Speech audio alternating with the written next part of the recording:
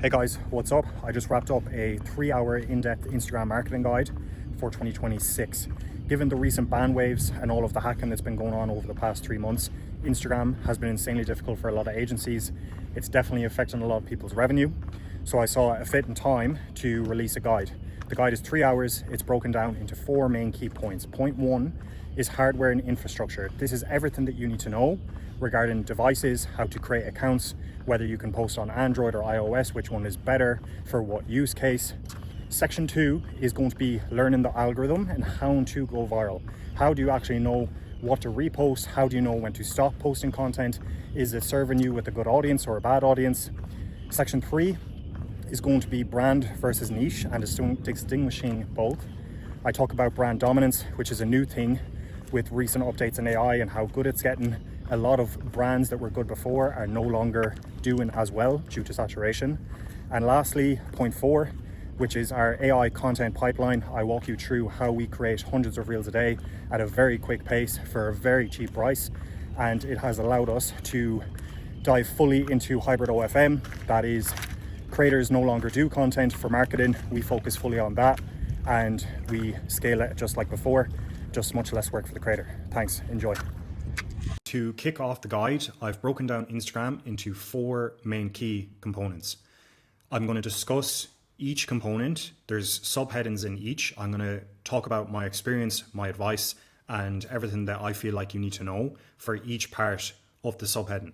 Sometimes in the video, I'm going to cut to another section of the video and show you live demonstrations if it needs more clarity or visual representation. And I'm going to work through each part in order. If you're wondering how I built this out, I didn't do it manually.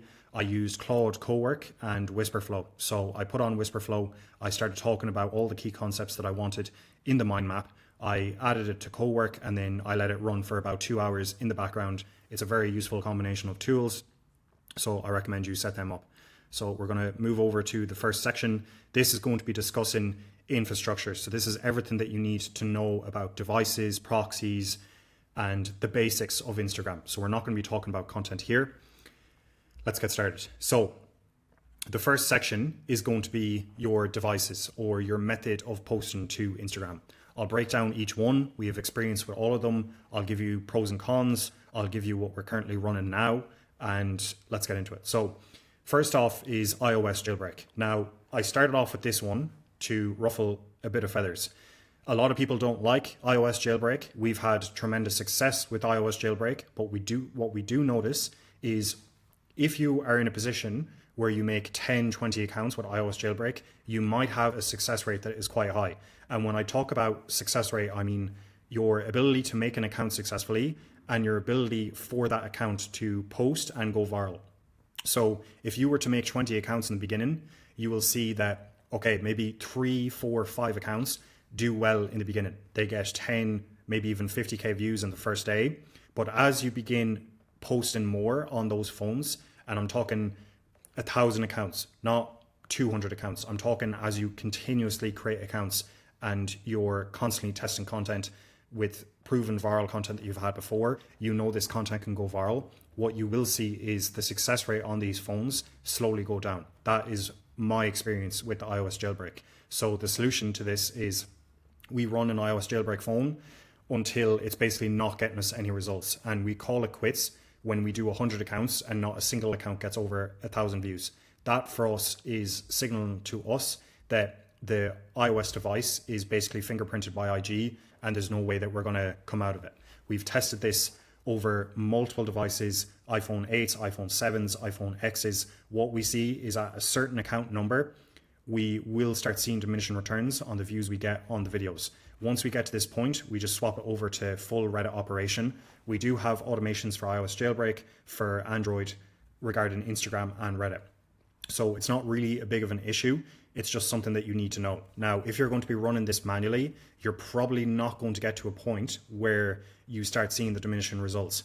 It is in the hundreds of accounts. So if you're running this manually, you do 20, 30 accounts over its lifetime and you have a high success rate, that's totally fine. You can also use Reddit as the second part of your shift if you're a VA or if you're assigning tasks to your VA. There's a lot that can be done with iOS jailbreak, and that's why it's such a valuable method of post on Instagram, post on Reddit, managing your socials. If you're not familiar with the jailbreak, this is a very common thing in this market. It's a tool that allows you to have multiple containers on an iPhone. So a standard iPhone, you can download Instagram and you can create 5 accounts. On a jailbreak iPhone, you can have 100 containers, 200 containers, and you can create an account or multiple within each container. So it really lowers the cost of your scale, and it's all on one device on the same user interface. That will be relevant later on. So the pros of jailbreak is it's cheap, it's free to set up. You can purchase device spoofers. There's a few on the market in Telegram. They all pretty much do the exact same thing, but just a warning, after you make a certain amount of accounts, you will see that over 100 accounts, the success rate just completely drops off. The cons to jailbreak is it has a lifetime, in my opinion. The fingerprint eventually gets tied to the phone and you can no longer spoof it correctly to where you're getting good views on the phone. Next is going to be standard iPhones. Now, a standard iPhone can be anything that is not jailbroken. We have iPhone 12s, 13s, and 14s in our operation. From my experience, iPhone 13s have been the worst for us. We have tried multiple methods, resetting the iPhone, keeping it as a main account. iPhone 13s, maybe it was just a bad batch of phones that we bought. iPhone 13s have been the worst. Our best results have been from iPhone 12 and iPhone 14. Now, does that mean that you need to buy an iPhone 12 and an iPhone 14 and ignore 13? No, it's just my experience.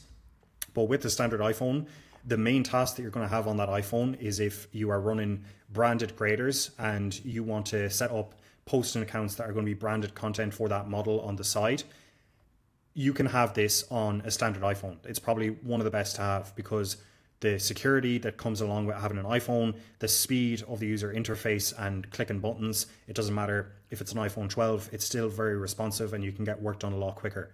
If you want to have all your apps on this phone dedicated to one model, so Reddit, X, TikTok, Instagram, it's a very good tool for that just because it's so fast.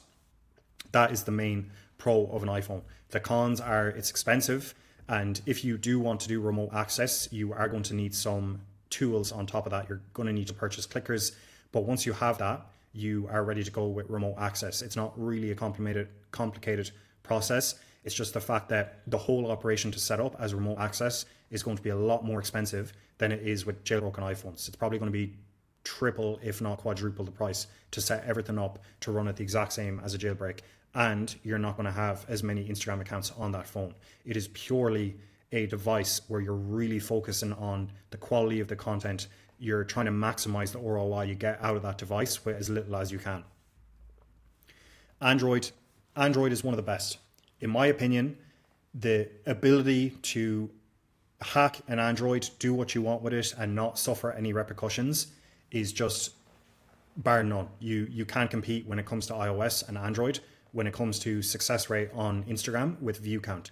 So iOS jailbreak, you might get 10, 20, 30 accounts that go viral. But as I said before, as you create a bunch of accounts, and I'm talking 500 to 1,000 accounts on one device, it eventually starts to slow down. If you're doing this manually, it's probably not going to happen to you. But if you have it automated, you will start to see results diminish. With Android, it's extremely easy to set up remote access. All you need is a USB-C cable. With Android, you can also add device spoofers, extremely easy to do. And there is pros and cons to Android, however, when compared to iOS. The cons of Android is everything you do on iOS, whether it's a jailbroken iPhone, iPhone 8, iPhone 7, it is still going to be able to get through tasks quicker in regards to automations than an Android. If you have an Android, you have automation set up, it's going to be much, much slower. Even if you have a self-hosted proxy right beside the Android, it is still going to be slow.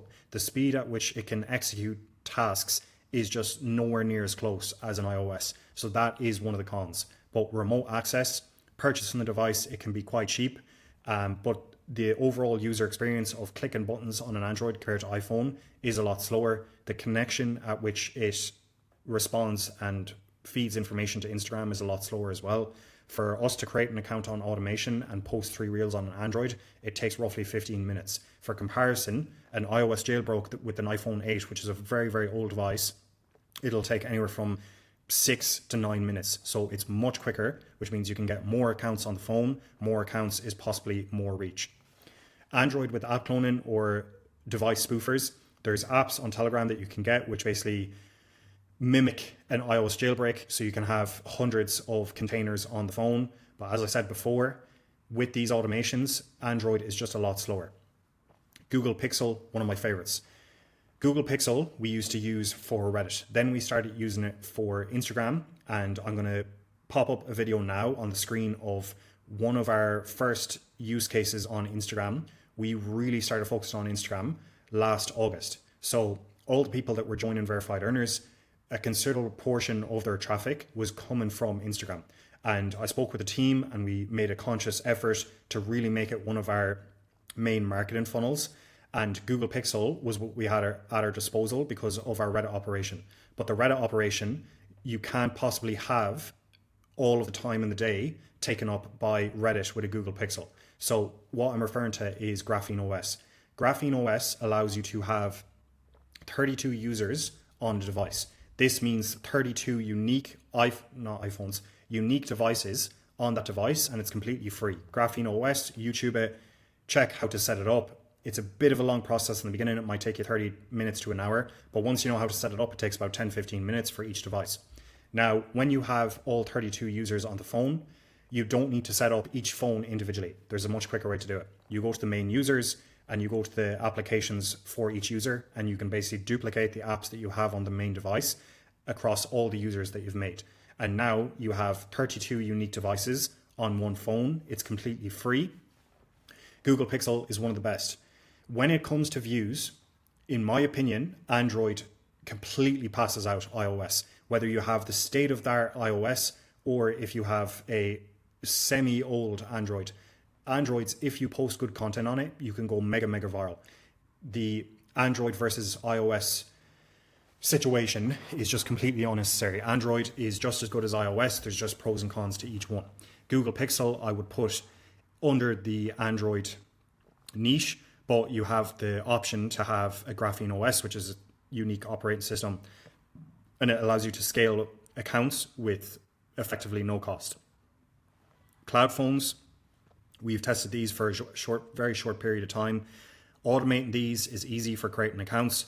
Posting on them is extremely easy. Everything with regards to automations is easy. However, I do not like renting phones. I don't like the fact that it's not actually yours. Yes, you can log into the phone later on, but our experience with cloud phones was it just doesn't compare to actual physical devices. Now, the next thing is motherboards. If you're not familiar with what a motherboard is, I want you to imagine that you have your phone, you take off the screen, you take off the outer phone case, you take off the camera, you remove everything that is not necessary for the phone to actually operate. You just have the motherboard chip left. This is going to be put into a PC computer, and the screen of that phone is going to be mirrored on the PC. This makes remote access extremely easy. It makes scaling the devices extremely easy because you have 20 devices in each motherboard when you order it. It's 20 devices. You can set up device spoofers on those devices itself. However, the resale value of this is going to be quite low. I have seen in Telegram groups that people are trying to sell these after the last 3 months of Instagram being extremely difficult, not being able to create accounts, and they're taking pennies on the dollar. Whereas the actual value, the asset that you have with a mobile phone is still a mobile phone, and you can recoup your losses if you were to ever get out of this business or if you were to shift into something else that doesn't require mobile devices. You can recur a lot of the money that you spent on it, and it still is an asset. As long as it's fully functional, the screen isn't cracked, you are going to get a decent amount of income that you spent on it back, even after getting all the utility out of it for years, potentially. So with motherboards, they're fantastic for scaling your operation, but the actual use case is very strictly tied to automations and using the device just for posting. It has no other use case outside of that. You can't do TikTok lives. You can't do anything really. So motherboards, they're a viable solution if you can get accounts active. It comes in waves if your accounts go through or not on Android. Sometimes it's good, sometimes it's bad. It's the same with iOS when you're dealing with creating a lot of accounts. It's just that the use case is very small. You only have a set amount of tasks that you can do. And if you're happy with that, then a motherboard is a good option. Now, you can also get motherboards for iPhones, but The difference with iPhones is you have to supply the iPhones yourself, and it just comes with a clicker that mirrors the screen on the phone. You still have to buy the devices, and there's options for iOS, options for Android, and you can pick whatever one you want. Okay guys, the next section is going to be discussing proxies and VPNs. This gets a lot of heat on Telegram and a lot of other influencers in this space. They talk about how bad VPN is. It's the biggest load of shit I've ever heard in my life. Excuse my language. VPNs work. Absolutely every single access point that you can get to the internet, it doesn't matter what it is, it will work. You will have a viral account if you test it enough. VPNs, they have thousands of IPs on their providers, whether you're using Mullvad, NordVPN. Mullvad is the one we use. You can have successful accounts. Now, it does come down to the device. If you're doing VPNs with iOS, you're going to have a much better success rate than if you're doing it with an Android. A VPN location can also be flagged for a particular provider. An example is, let's say you set up a bunch of accounts on iOS with the Miami VPN. Just because you're doing Miami and you're not getting any good results with Mullvad, that doesn't mean that NordVPN's Miami location IPs are going to be flagged just the same. So with VPN, you have the option to test hundreds, if not thousands of IPs, because some providers give you multiple IPs within a certain location. A certain city might have multiple IPs, and you truly have more than you can utilize with VPN providers. They're extremely cheap, which means it's extremely easy to get started with Instagram if you do VPN. iOS is the best device to use a VPN for. Androids, I wouldn't even waste my time. It's very difficult to get accounts alive with a VPN because they have less trust score. But if you are running an operation and you need to use a VPN with iOS, standard iOS is I'm referring to, if you do it with jailbroken, you will have a bit more issues. But a standard iPhone with a VPN is perfectly acceptable to use. SIM cards. SIM cards basically operate very similar to mobile proxies. A mobile proxy is when you plug in a SIM card, you have a data plan, and you're getting a pool of IP addresses. This totally depends on the location you are and how many IPs are in your triangular location. For example, I'm in a country right now. I'm in the main city center, staying in a hotel just off the very, very city center. There's going to be a triangular cell tower where I'm currently situated, and all of the IPs in this triangular location are going to be available to me. So if I go on my iPhone now and I put on flight mode, I'm going to get a new IP. If I do it again, I'm going to get a new IP. And you're basically going to rotate between all the available IPs in this triangular location. Sometimes you're going to get a lot of IPs, sometimes you're going to get very few. So when you're creating accounts and you're doing flight mode with a SIM card, what's going to happen is you might get through 3 or 4 accounts, no issues. But eventually you're going to start running into, we limit how often you can do these actions because you're getting back to the same IP. Mobile proxy providers usually have more IPs in their pool, but you also see this in regards to Reddit. If you're using one proxy provider for one account or one device, you are going to run into issues where the IPs are being the same and Reddit is also limiting you. So with a SIM card, it operates the exact same as a mobile proxy. The number of IPs you can get with a particular SIM card or a particular location are going to completely vary. But if you are going to do creations with the SIM card, what I recommend is take it slow. Do 1 or 2 accounts a day if you're doing Graphene OS or if you're doing a device spoofer on Android. With regards to premium iPhones and basic Androids, it's not really going to be an issue because you can only make 5 counts total with that device. But if you're doing any of the others, just take it slow. Do a few accounts a day. Don't go over 3 because you'll probably start getting limits. And it's the exact same as mobile proxy. Instead of rotating the IP with the rotation link, you're just going to toggle flight mode, wait a few seconds, toggle it back on or toggle it back off, and you're going to have a fresh IP. So with SIM cards, you're going to have very clean IPs. It's IPs that everyone is sharing. It's not going to be flagged as much as a VPN might would. And it's a good solution. Now, having a SIM card and making it viable is completely dependent on your location also. Poland, for example, is €12 for 30 gigabytes of data for the month. So what I would do is I would just go into Play Store, I would buy a bunch of them, and I have to give my passport, but they don't really care over in Poland, which is a good thing.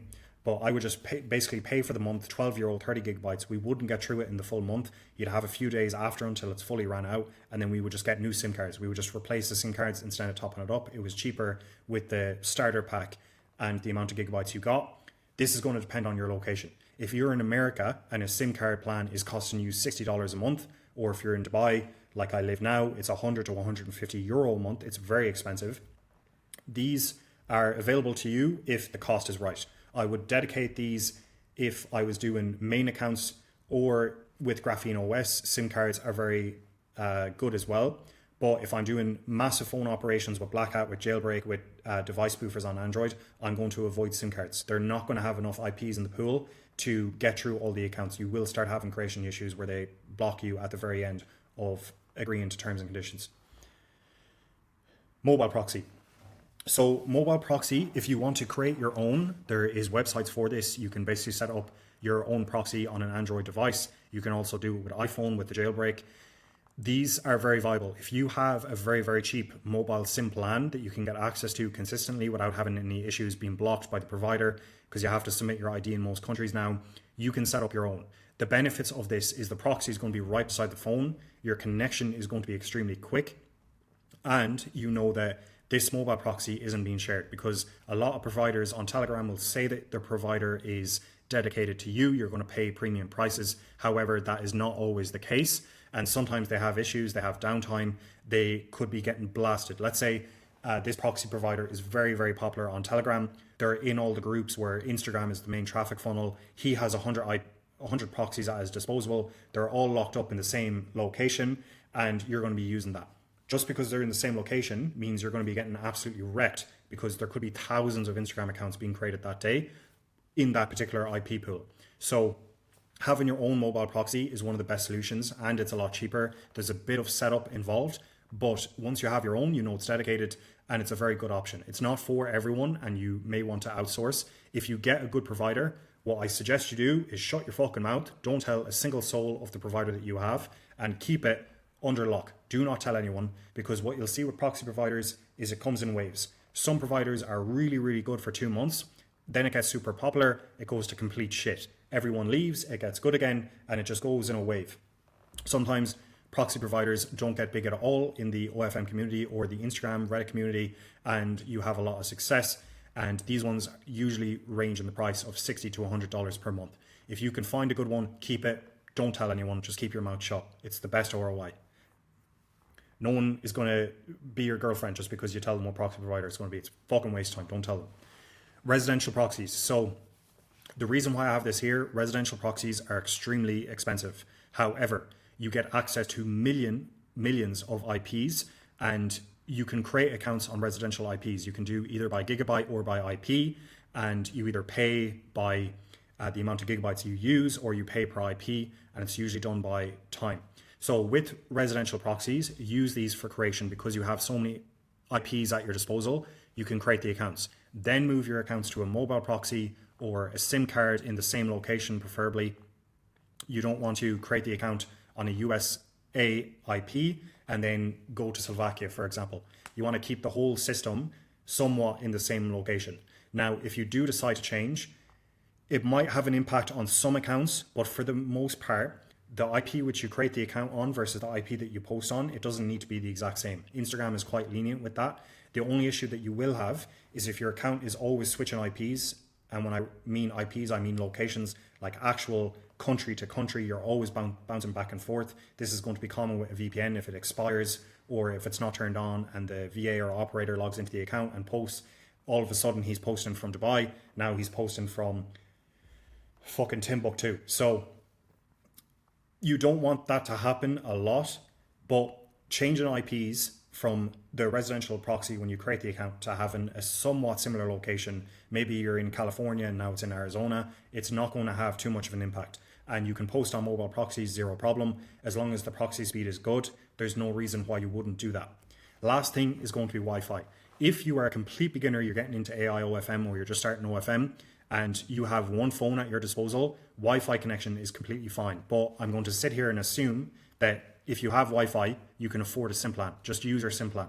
And if you have another phone and your personal phone, just hotspot your personal phone with the new phone that you're doing and create the accounts like that through hotspot. That's going to give you a clean IP. It's not going to be tagged to the Wi-Fi. Wi-Fi I have in here just as an explanation and as a comparison to the other methods. Wi-Fi, you can't run a big operation. You can't create more than I'm saying you're going to get stuck at 3 accounts if you try quit on Wi-Fi within a short period of time, 10, 15, 20 minutes. If you do all that the same, you're going to get blocked. You might even get blocked on the second account. So Wi-Fi is there. Yes, if you're a girl watching this and you have 2 or 3 accounts and you've made them on your iPhone and you're magically connected to Wi-Fi when you're deciding to post your content, that's completely fine. It's not going to cause issues. But there is a chance if you do get banned on one account, they're going to tag the Wi-Fi IP and it could cause issues for your other accounts. But for the most part, this is not true. This is going to be on account types, new versus aged. You have new accounts and you have the ability to purchase old accounts. You can get them on Axe Market. So they range in price. They can be quite expensive. New accounts will always be cheaper to make. Yes, you have to factor in the VA cost. However, it is always best to create new accounts, and I'm going to explain why. I'm going to talk briefly about the Instagram algorithm now, even though I'll cover it more in depth later on. When you have a new account, you get a banner on the page that you can see from a phone. You can't see it from desktop. And it says new. Right under the profile picture, it's a little sticker that says new. Instagram wants you to share content. They want to push your account. They want you to break the internet. There's this guy that's going viral lately. I think he started his account late in June. His name is Kumar. He's an accountant and he broke the internet pretty much with his style of content. It was brand new. There was nothing like it before and he was getting pushed tremendously. He had a new sticker the last time I checked his account. I don't know if it's still there. This was 3 or 4 days ago. I came across his account and Instagram wants people to know this is a new account. Now, the way the Instagram algorithm also works is if you start a new account, you might think, okay, I'm basically starting from 0 because I have 0 followers. And with an aged account, you're starting at 0 followers. But the benefit with a new account is you're going to be actively pushed a lot quicker in the algorithm. So new versus aged with 0 followers, comparing both, it is much better to start off with new accounts. Now, a quick brief explanation on the Instagram algorithm. I want you to imagine Shrek, the movie. They're walking through the cornfield. Shrek starts talking about onions have layers. Onions have layers is the best explanation I can give you with regards to the Instagram algorithm. So let's dig ourselves into the middle of the onion. The first layer is going to be 200 views. Now, when you create a piece of content, you upload it to Instagram. Instagram breaks that video down into JSON format. Let's say we have a video of Shane Francis benching 210 kilos and screaming his head off after he gets it because he's been working so hard for it. It took him about 4 or 5 years of training just for bench to get to 210 kilos. What that JSON is going to show in text format is man in gym scenery, bench with weights, shorts, baseball cap, loud music, heavy metal, screaming. It's basically going to categorize the video into the main key points. What the JSON is not going to tell you is the exact weight on the bar. It's not going to tell you the exact shoes I was wearing. It's going to say black shoes instead of Nike shoes. It's not going to say Gymshark shorts. It's just going to say black shorts. It's not going to say Nike hoodie with a yellow tick. It's just going to say black hoodie with yellow design. It's a very basic overview of the content. Now, from that JSON, you can extrapolate the fact that a guy is in the gym, there's heavy metal music being played, there's a lot of shouting, so there's like a high testosterone atmosphere. Instagram is going to know that they're going to push that to gym niche people on Instagram. When Instagram pushes your content, the first 200 people are the most important. I do not have factual evidence that's 200, but given the fact that your videos usually stop around 200, I'm going to assume it's around 200 people. It's going to show that initial video to 200 people. Based off the interaction that you get from these 200 people is going to determine how viral your video goes. And you're moving into the first onion layer, 200 views. If these people interact really well, they watch the video for more than 3 seconds, they watch the video multiple times, they comment, they like, Instagram is going to push it to the next onion layer. And that is going to be 400 to 500 views. If it interacts with those people, it gets a lot of engagement. The watch time is high. The rewatch number is very high, maybe 1.5 to 2 times watch time. It's going to push it to the next set of people. And that's going to be the third layer, which is about 1,000 people. Then it's going to go to 5,000, 10,000, 25,000, 50,000. Those are rough numbers, but you get the idea. Your goal is to get as far out in the onion layer as you possibly can. And that's done strictly by the 3-second watch time, the skip through rate. If people skip your reel, you don't want people skipping your reel. 3-second watch time and the number of times they rewatch your reel. That is pretty much the viral key formula that you have for Instagram. Now, when that video does well, you're going to go viral. The subset, this is why when you post on Instagram across 100 accounts and out of 100, maybe 10 of them get over 5,000 to 10,000 views. The other 90 are going to be a grind. Some of them are going to be stuck at 50 to 100 views. Some of them are going to be 100. Some might get to 500 over the course of 2 or 3 days. This is basically telling you that the content that you posted might not necessarily be terrible. It's the fact that the audience that Instagram is curating for your account is not a good match. With regards to new accounts, you have that tiny little push. A new account will perform better than an old aged account that you log into. Now, the reason why I mentioned the algorithm is because with aged accounts, if you have a way, now I used to preload accounts, I don't do it anymore. I used to preload accounts with Reddit followers because it's a high percentage USA. We could get a few hundred followers on an account in 24 hours. It was a very viable solution. But this was at the beginning of my Instagram journey, and it was before I fully understood how the Instagram algorithm worked, and that if you create good content for a specific audience, you will be eventually pushed with enough test accounts.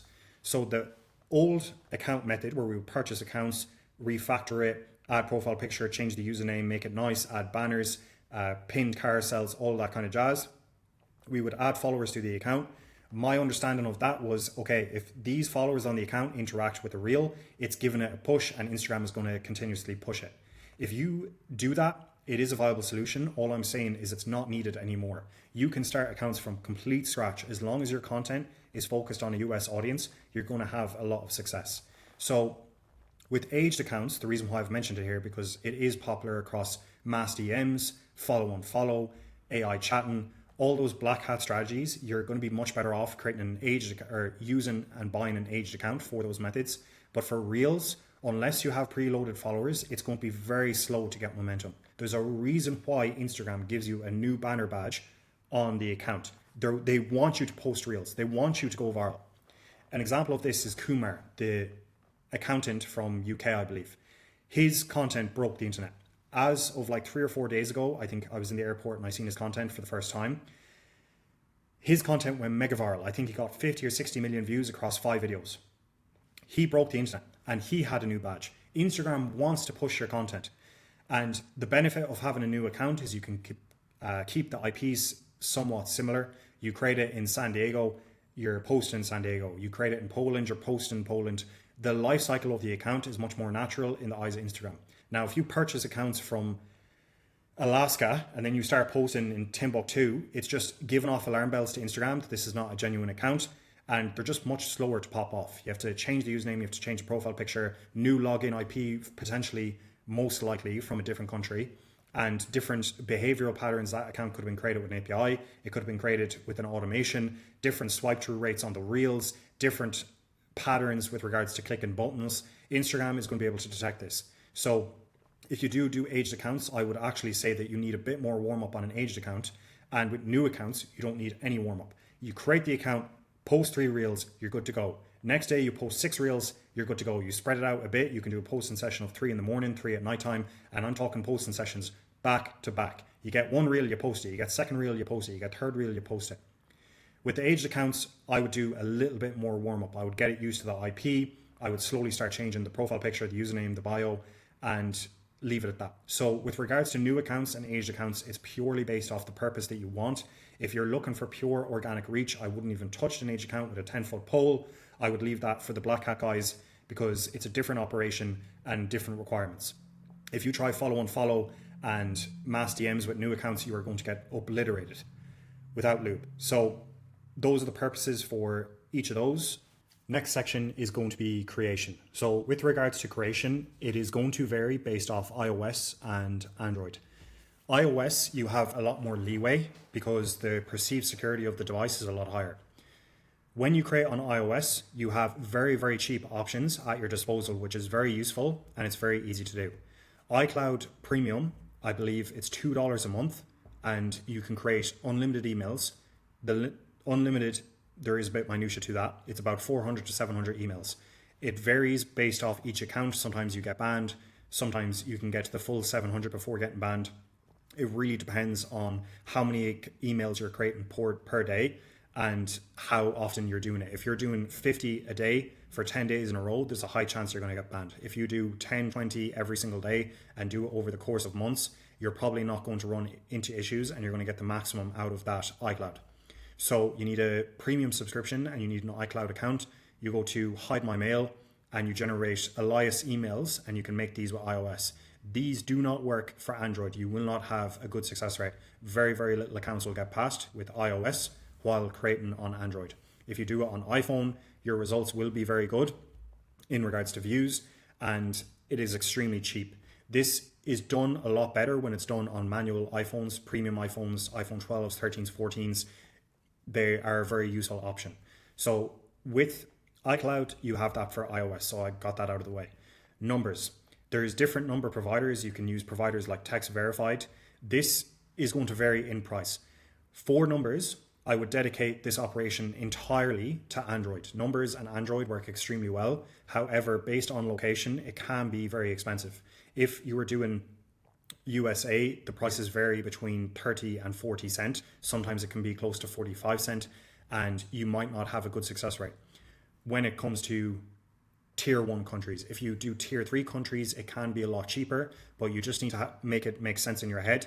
If I'm getting a number from Germany, but my proxy's in America, that makes 0 sense. So your proxy should be in Germany along with the number that you're receiving the codes from.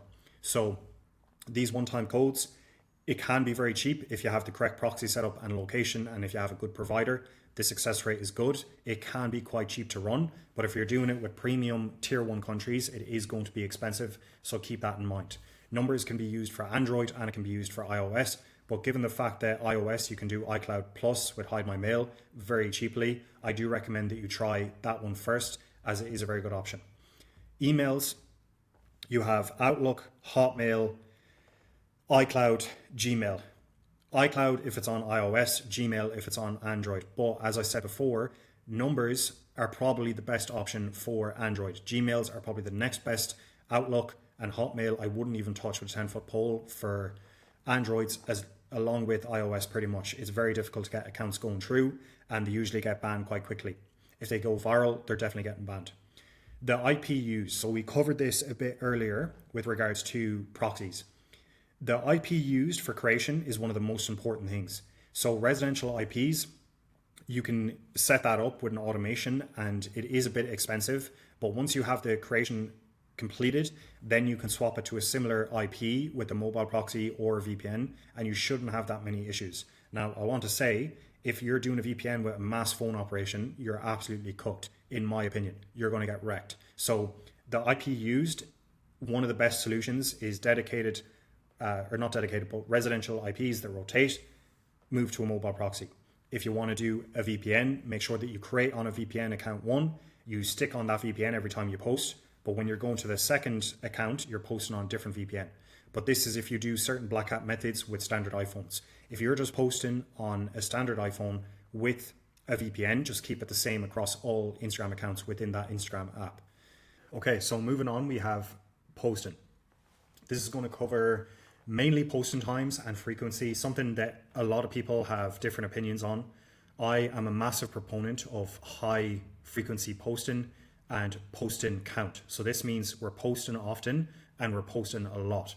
So before that, posting times. This is probably one of the biggest fucking scams when it comes to Instagram. If I post at X time, I'm going to get a better USA audience. Listen, if you are posting your titties and ass on Instagram and you're flashing your vagina, you are going to get a shit audience no matter if you post directly before fucking Donald Trump wakes up or when Biden goes to bed. It does not matter. Posting times are the biggest scam, and I'll explain why. Let's say you post at 9 p.m. in Florida. It's going to be 6 p.m. if my calculations are correct. I think it's 3 hours behind in California. Your post might do 1 to 10k views, depending on how viral your account is, depending on how big your account is. Your post might do 1 to 10k views in the first hour. It might even do 50 or 100k views in the first hour. That doesn't mean that the video just shuts off after the first hour when you posted it. It's going to continue to get views. It's going to get to 500k overnight. In the morning time, it might have another wave when more users start flooding the platform. But over the course of the video's lifetime, it will continue to get views. And later on, the video might stagnate for a month or 2 months. The video might gain traction again with more people coming to the account and pushing it back in the algorithm on the For You page. The posting times does not matter. It does not matter what time you post. If your content is focused on getting a USA audience, it will get a USA audience. And if it hits the right people and you get a bit lucky, it's going to go viral straight off the bat. Don't worry about posting times. If you're living in Europe or you're living in the Philippines or if you're living in India as a VA watching this, it doesn't matter what time you post. It only matters about the content you post and how good it is in the eyes of Instagram. So forget about posting times. If you can post on Instagram, I don't care if you're falling off a fucking plane and you're going parachuting, just post. It does not matter what time. The posting IP, the reason why I have it in here is because it's related around posting. We've covered it already, but posting IP doesn't need to be as clean as when you create the account. You can log into a VPN, you can be on fucking airplane Wi-Fi. It doesn't really matter as long as the account is created and there was a good trust score when the account was created. As you go on though, with regards to the posting IP, if your posts are going out from multiple IPs, there's a problem with VPNs where sometimes it expires or the VPN magically shuts off. You might have closed down the app and it stops the VPN connecting. The IP changing drastically very quickly can have a slight negative impact on the views that you get, but as long as it's somewhat consistent, you're going to be fine. It's the same with a mobile proxy. If you were to swap mobile proxy providers and you have a mobile proxy based in Arizona and now you got a new proxy provider that's based out in New York, it's not going to have that much of an impact. The creation is what is most important, so just keep that in mind. Now, posting frequency. Posting frequency is one of the things that a lot of people debate on. They have different views. I've heard before that if you post and you go viral, let the account breathe. If you start doing well on Instagram, what you're going to find out is certain content does well. Certain content doesn't do well in terms of frequency and relation to flags. If you have a very brand page, let's get outside of OFM for a second. Let's say you're Alex Hormozy or you're a clipping page for a kick streamer. I've witnessed these pages post 60 to 100 times in a day, and they're doing posts back to back every minute for 20 minutes, and they'll do that multiple times throughout the day. You are not going to get penalized for the number of posts you do as long as the content is good. However, if you start veering your content down a sexual path where you're posting titties, pussy, flat content, or very big cleavage that is visible with AI content is very popular.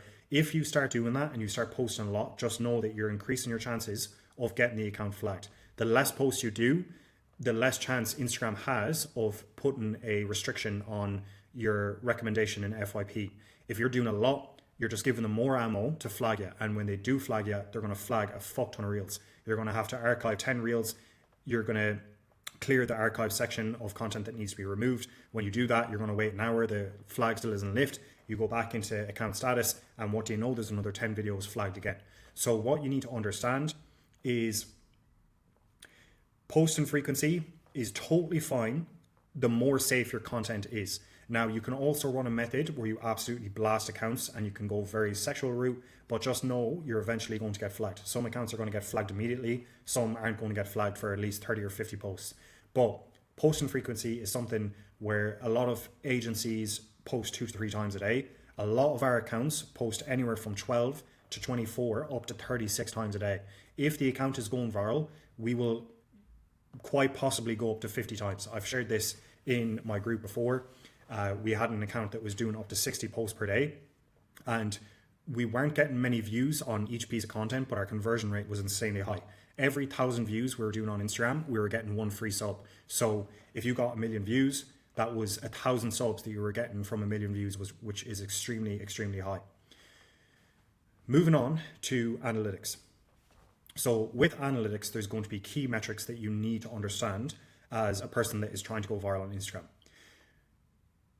What you're looking at is the 3-second watch time. The 3-second watch time is the basis foundation of what Instagram decides if a video is going to be viral or not. If people are scrolling through Instagram and they scroll, every time they see a video, they're like, okay, I'm not feeling this, I'm going to go to the next one. And all of a sudden they come across your reel and they stay for the first 3 seconds, boom, that's a hook. Instagram sees that, they process the data, and they're like, okay, this video must be interesting, because after the last 1,000 people that have viewed this video, 75% of them have watched past the first 3 seconds. So it's going to continuously get pushed. 3-second watch time is one of the most important key factors with regards to deciding if your content is going to be pushed or not to Instagram. So that is a metric that you need to analyze. If a video does well, if a video flops, the correlation between 3-second watch time is usually 3-second watch time very high for a video that does well, 3-second watch time low for a video that does poorly. Now, why do you need to look at this? Is because just like I was explaining before with that pool of people, onions have layers, Instagram might not have pushed that new video to the correct audience, but the 3-second watch time might have been good. So what I want you to do in this case is post it again or tweak it a little and post it another time. Post it 2 to 3 times before giving up on it. Your model might have invested time into doing content. She might have done a big photo shoot with a lot of reels with a new outfit type or whatever it may be. It comes down to giving the algorithm a chance to find the perfect audience for that content. It might be slightly different to the content you're usually posting. So understand that just because a reel didn't pop off, the 3-second watch time might be quite decent. Instagram just didn't push it. And then you know, okay, this is a possibility that I can post this again and I might have better results. We also see this with content that does extremely well. We might get 1 to 2 million views. We will post the exact same video again with maybe a different outfit because we do all AI hybrid content. We might post it with a different outfit or a different text and it will also do well again. And it will keep on doing well. When you find winners, you double down and you post it multiple times a day. And as I said before, we post anywhere from 12 to 36 times per day on an account. So we have a lot of wiggle room. We break it down into batches of 3 as well. So every time we post on Instagram, we do a batch of 3. Post 1, post 2, post 3, back to back. The next thing is your subs per 1 million views. So the reason why I have this included is because for us, there's 2 metrics to our conversion rate. There's your conversion rate on OF and there's your conversion rate based off 1 million views to how many subscribers you got on the page. I'm going to talk exclusively about free subs because it's what we know best. But when you do certain content on Instagram, your conversion rate on OF might be 10, 11% on a free page. But the subs that you get per 1 million views might be 50 or 30 subs, which is very common. This means that your conversion rate at the Instagram profile is very poor. People are seeing your reel, you're going viral because you've got 1 million views. But when they get to the page, they decide, okay, I'm not going to click on the link. If they were to click on the link and then not sub on your OnlyFans, you would see that represented in the clicks to subs metric on OnlyFans. The subs per 1 million views is the second most important key metric when analyzing content, in my opinion. And you basically understand if your content is good, if it resonates with the audience, if your account is laid out in a good way. The best metrics we've had is 600 subs per 1 million views. Sometimes we'll have an anomaly based off virality. So what I mentioned earlier before is if we have an account that is doing 60 posts per day, but they're only averaging like 1 to 2K views per post, our subs per 1 million is going to be extremely high. When we get views that are over the millions, we've had multiple reels get over 30 million views, your conversion rate per 1 million views is going out the window. It's going to go down to 100, 150 if you're lucky. But the sweet range between 500K to 2 million view reels, you should be looking at a very good conversion rate of around 400 to 600 free subs. You know that your content is absolutely fantastic if you're within this range. So it's a very important key metric and I would learn how to analyze it. If you need something to break this down, the best bet is to go onto Rapid API, get an Instagram scraper and build your own CRM with AI. Just set it up on localhost or set it up with Versal and ask Claude or Cursor to build it for you. Tell it what you want and give it the request that you need to scan the views on the account. That's how you track it. You don't do this manually. And you can set that up and then you compare how many subs you're getting per day based off how many views you got within the last 24 hours. Your conversion rate on OF, the 2 most important key metrics when it comes to Instagram, in my opinion, is for a free page, you want to look at a very viral Instagram account is usually going to drop below 10%. It's usually going to be in the range of 8 to 9 and a bit percent. When you first start off, your first 2 to 3 million views on an account that has good content, you're going to be looking at around 12%. If you have a very, very niched account that is not getting a lot of views, and remember, views is not the most important thing. If you're getting 50,000 views and it's 100% USA audience and your content is focused around farting, you're going to have an insanely high conversion rate. But the conversion rate on niches varies a lot. So if you have a very niched account, very good audience on that account, your conversion rate could be anywhere close to 20% on Instagram. I've had accounts get close to 17%, which was our best, and we had 4 million views active on the account at that current time. So 17% means 100 people clicked on the OF, 17 people subscribed. And that is skewed because OF tracking links are off by about 40%. So your conversion rate OF and your subs per 1 million views are the two most important metrics that you want to look at an overall account scale. In insights on Instagram, we're going to dive into later, and it's much more in depth. There's a lot more things you need to know, but the overall landscape of when you view an account and you view the OnlyFans, these are the two metrics that you want to look at to decide how good your content is. And just before we close off, talking content, very good conversion rate on OF, very good conversion rate for subs per 1 million views. OnlyFans, AI content, depending on the niche, depending on what style you do, can be very good or it can be complete dog shit. Flash content is going to be anywhere from 50, actually 30, it gets as low as that. It gets from 30 to about 100 free subs per million views. So you can basically tell based off your content how many subs you're getting. You know that, okay, my content is good, it's resonating with my audience, it's got a good target demographic, it's being pushed to the right people, I'm getting a very good conversion rate on my 1 million views. If it's very low, you know that your content is most likely dog shit, or it's very sexual, or it's just not getting to the right audience in that particular niche. So you might be going to India instead of USA, but the content is very good. Obviously your conversion rate is going to suck ass then. Okay, how to scale. Are you ready for this? You just buy more phones. That is pretty much it. I don't need to go into much depth on how to scale.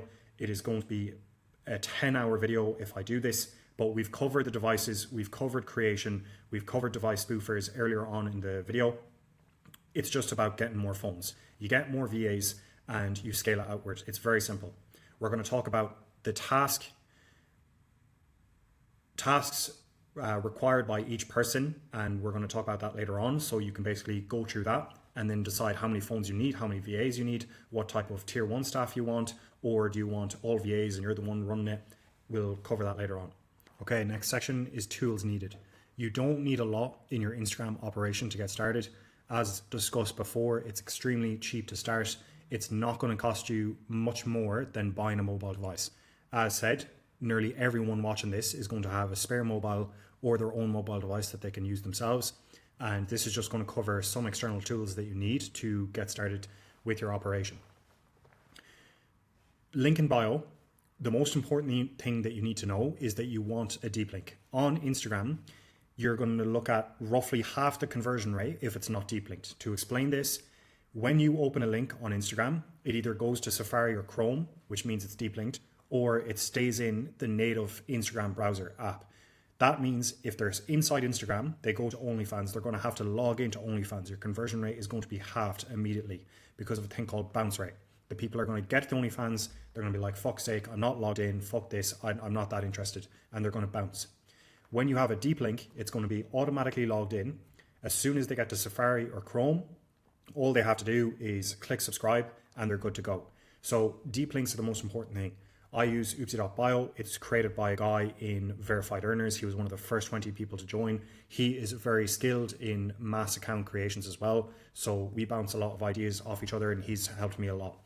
His tool, and then within his tool, is a spoofer. So I left all SaaS projects right around 4 or 5 months ago. I sold my share and I only focus on my agency now. It's my only focus. I don't do anything else. He has a spoofer that he built into the link in bio, so I just use all his tools. The spoofer works really well for us. A spoofer is not needed. I have it as optional there because it really comes down to the operation that you're running. If you're running AI content and your goal is to vertically scale 3 to 5 accounts, you don't need a spoofer, because you being able to test certain pieces of content in your niche across 5 pages is worth it. Now, if you want to recreate a piece of content that went viral on one account, that doesn't mean it's going to go viral on a second account with regards to vertical scaling, because it's usual that you're going to have slightly tweaked content or a different niche or a different content vertical on each account when you're only running a few accounts. Spoofing comes down to running mass content, or if you're running an AI content pipeline and you want to lower the cost of your content. So let's say you're doing flash trend, and this is flashing boobs, pussy, ass. Absolutely, 100%, a spoofer is essential for this. The creator can only make about 30 or 40 reels a day, if you're lucky, that are unique, that are going to do well, where the model's motivated. You can't be asking for any more than 30 or 40 videos. It's impossible. I would even go ahead and say that 50 videos a week is more than enough. If you have a spoofer, you don't need to worry about having hundreds of pieces of content at your disposal. All you need is that initial subset. Once certain videos do well across multiple accounts, tell her or tell him, I need this exact style, just done in different ways. You looking in the mirror or having a mirror up in front of your chest between the camera, things like that. You just need to find what's working for that specific girl, and it's going to pop off. The spoofer helps you absolutely with this. If you have an AI content pipeline, newsflash, you have to pay per generation. If you're like us, where videos cost you anywhere from 4 to 6 cents, depending on how the length of the video is, sometimes it costs a 10 cent. If you're like us, obviously we want to spoof content because we know certain content is going viral. We want to spoof it, and then we're going to lower our cost per generation, or our cost to run an account. So the money that you're going to spend on the spoofer is going to offset the number of accounts we're running. And this is going to be more applicable to people that are running lots of accounts. So a spoofer, I have it as optional, but for anyone that is running mass content generation, especially with real creators, real content, you're going to need a spoofer. If you're doing AI content, it's not required because you can make the content. However, if you're doing mass actions, you're going to need a spoofer because it's going to offset the cost of making all that fresh content. And usually when we do mass actions with AI, our reels are motion control of the same video. So we're literally posting the same video anyway with a bit of text on the screen or a simple edit. We spoof it. One video becomes now 20 or 30 accounts that we can post it on, and it's cutting our costs massively. So that's optional, but I recommend you check it out. Tools needed. Yes, a model is a tool to your agency. She is a partner. He is a partner. They deserve respect. You treat them well. You don't treat them like shit. I don't know why I even have to say this, but you do. Treat them with respect. They are your partner. Even if they're on salary, don't have them working like dogs. But a hard-working model is something that some agencies get right. Very few agencies get hard-working models that also have potential to make a lot of money.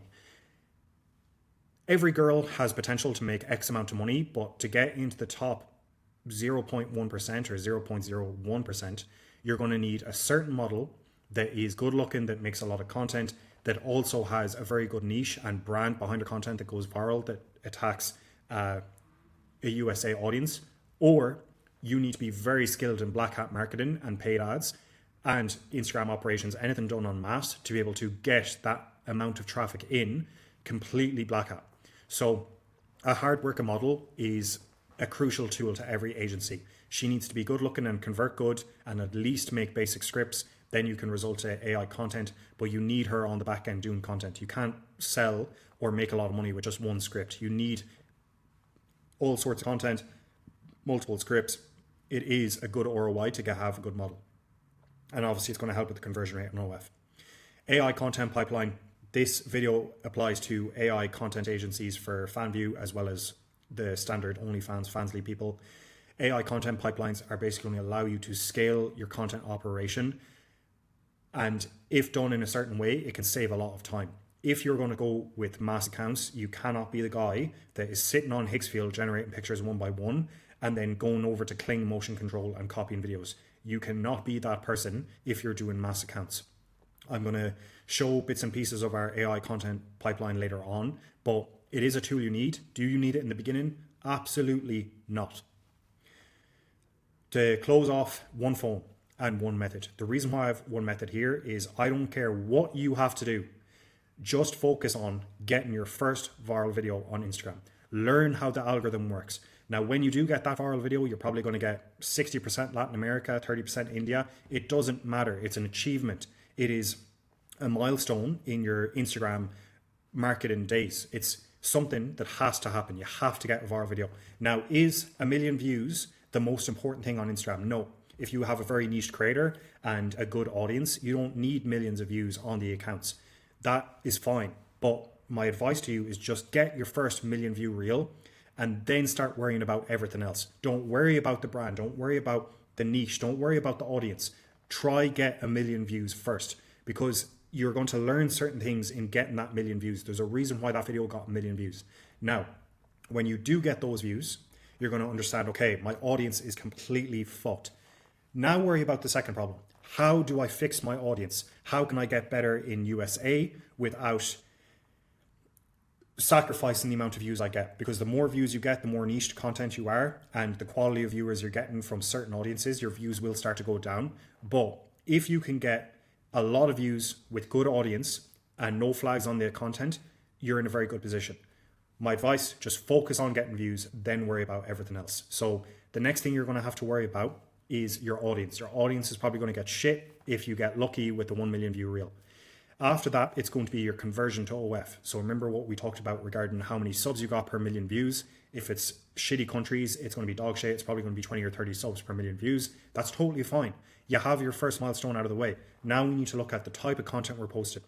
How can we change the US audience? How can we improve it on our reel? Because there's very few tweaks that you can do. You can alter the girl's face. You can make her look more American if she's Latin American. You can slightly change her skin tone if she's very Spanish orientation. There's a lot of things you can do. If she's Philippines Asian style compared to American Asian, there's a lot of tweaks and edits that you can do to her face, the background, the quality of the content, a lot of things that will change the US percentage over time. So just worry about getting your views. That's all I want you to worry about. As soon as you have that out of the way, you're like, okay, we've got somewhere now. Now let's fix the small details that are going to make the big difference. Okay guys, the next section is going to be team building. Now I've broken this down into 5 sections.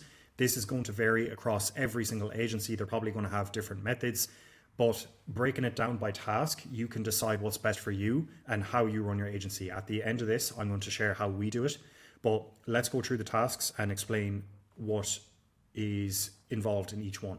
So with researching content, you're going to need someone that is familiar with the model that you're working with, the niche that she's in. You're going to have to understand the lore of the niche, whether it's goth, whether it's talking content. You have to understand that content vertical inside out if you're going to be the person responsible for researching content, because a model might have a fantastic body, she might be very visually appealing, but that doesn't mean she can talk and is comfortable on camera with the likes of kick streaming, Omegle streams, talking content directly to the camera. You need to understand your model and you need to understand what content is going to be best suited for her, but also content that she is comfortable doing. For AI content, it's a lot simpler because you can build anything. As long as you can build it and generate it, it doesn't matter about the girl, pretty much. You can fit her into a niche because it's just pictures and scripts on the OF. So researching content needs to be done by someone who is skilled, familiar with the content, knows the model, knows her strengths and what she's not comfortable with.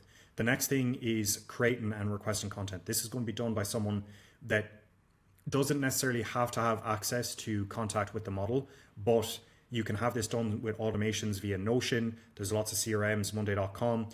There's CRMs that you can do this. So the funnel for researching content, well, you would be scraping videos. You can use OFM Helper Bot. That will give you the top 12 reels for a particular creator's account. And then you need to assign it to the creator. Deciding how much content a creator is going to do is going to vary across every agency, and it's even going to vary with the creators. If you have a creator that's an absolute workhorse that is comfortable doing 10, 15, 20 reels a day, that means you can schedule 20 reels to be done a day, but you should be scheduling this over the week. If you are a person that is working with a creator where you're recording in-house content, this might be done in a way where you meet once a week or twice a week and you do content in batches, or if you're going to particular content sets. So you might be doing content with cars, you might be doing content on the street. A lot of these need to be planned in advance and you need to have all the ideas ready, know what you're going to do and get it done as quickly as possible. 2 to 3 hours of recording content. You don't want a model being there for 8-9 hours a day. She's going to be exhausted and the quality of the content that you're going to get towards the end of the recording session is just going to be negligible. It's going to be unusable, depending on the content style, obviously. So task 1 is researching the content, what you're going to do, how you're going to do it, creating and requesting the content. This is going to vary across creator and agency. If you're a big time creator, are you going to have content studios providing cameramans, or are you simply just sending content to a Notion and assigning it to the creator via email or automation, whatever it is? You might even message them on Telegram. For us, this varies. It depends on the creator. Sometimes we send requests on Telegram. We say, hey, there's a batch of content in a folder, please copy it. Or we're doing a Notion, usually for general content plans.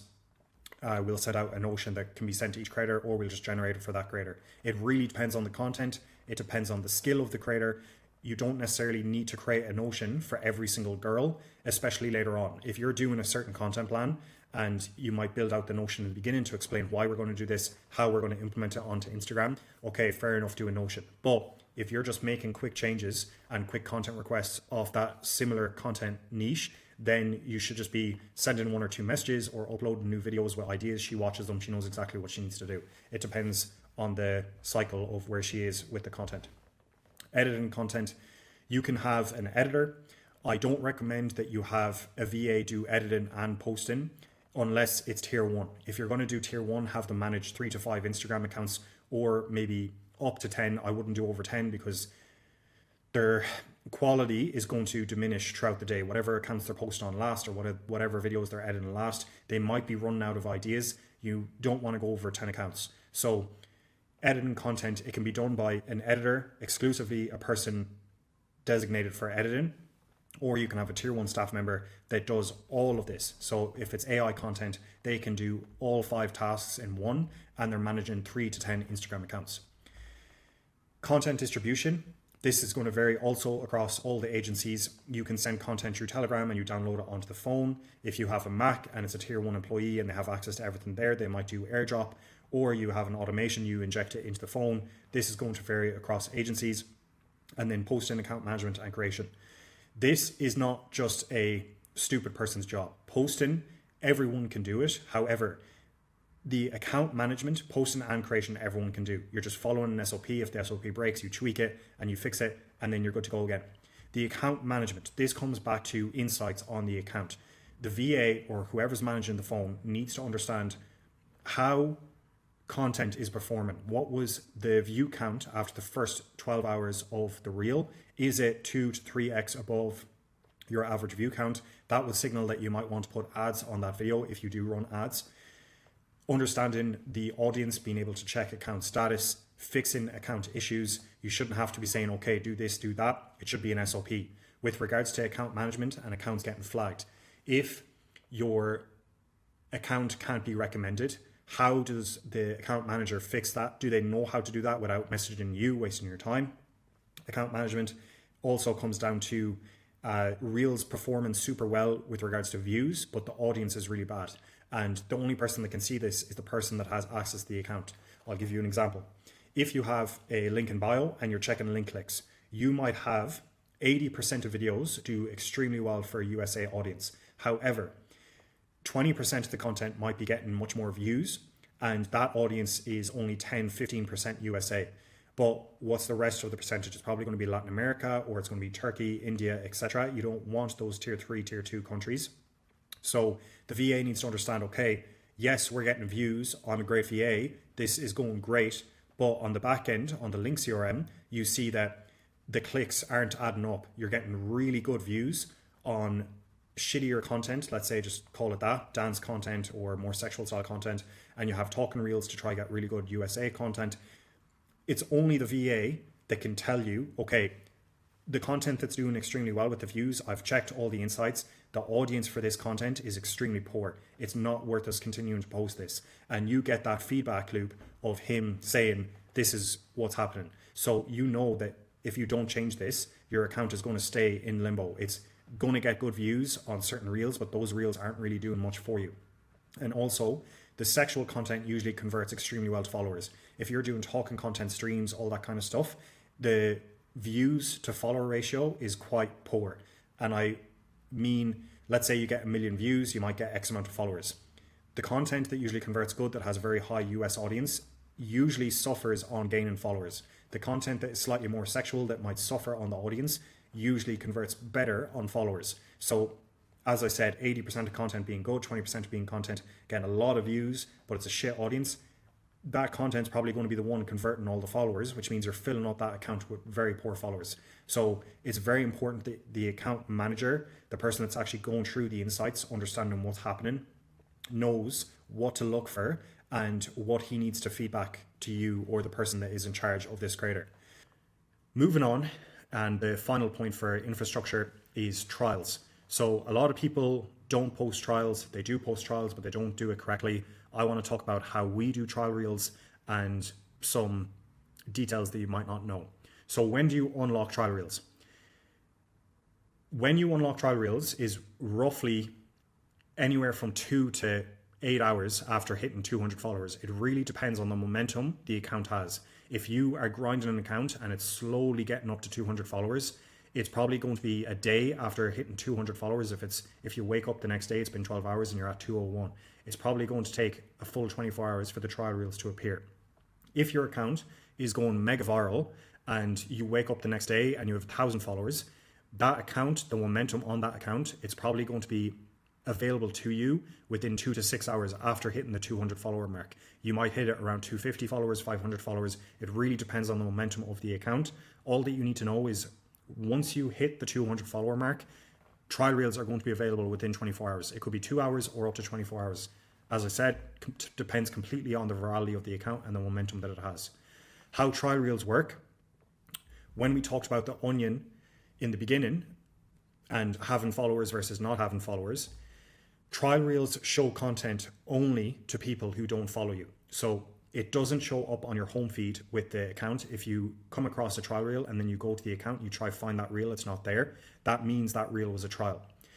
This can be used to your advantage massively in certain ways. If you have extremely viral content, but your audience is suffering a bit, your audience on your links CRM is anywhere from 30 to 40%, even as low as 20%, you can post trial reels, do talking reels, more American style content, streams, Omegle interviews.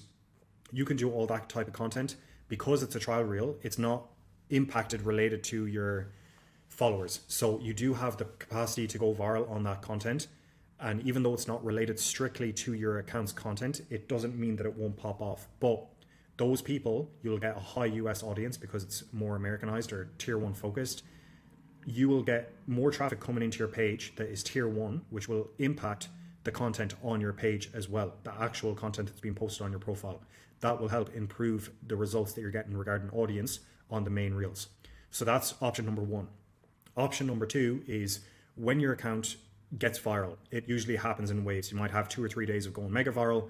You might run into account issues with being flagged and the account is suppressed, or it's just going naturally in steady waves. It's naturally increasing. You might get 2 or 3 days with a few million views, and then it'll go back down to 200-300K views a day.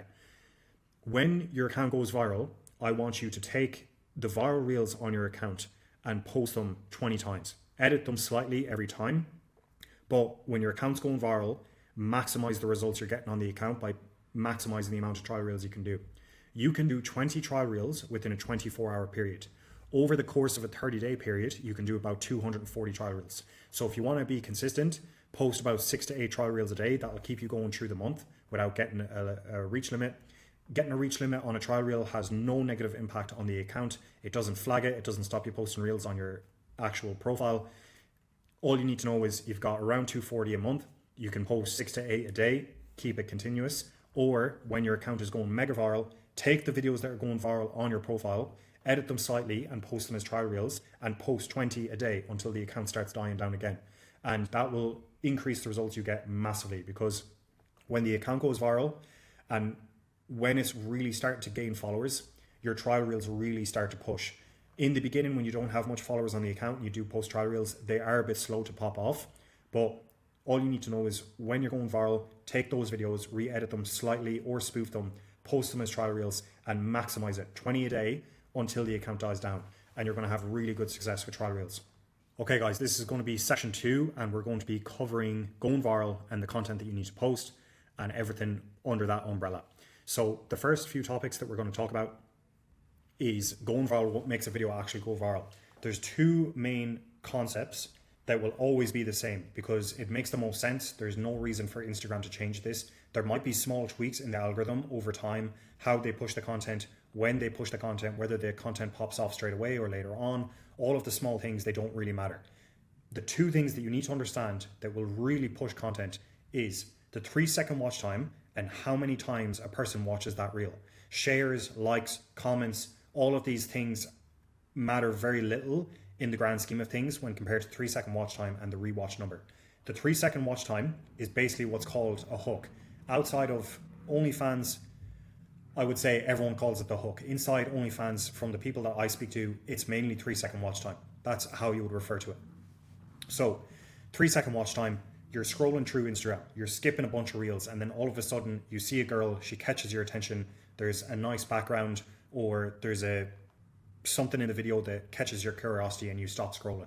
That is instantly driving up the 3-second watch time. Once you get to 3 seconds, the percentage of people out of 100, let's say you have 60 to 70 people to Instagram, if you have a 3-second watch time of 60 to 70% or greater, that is a very good piece of content.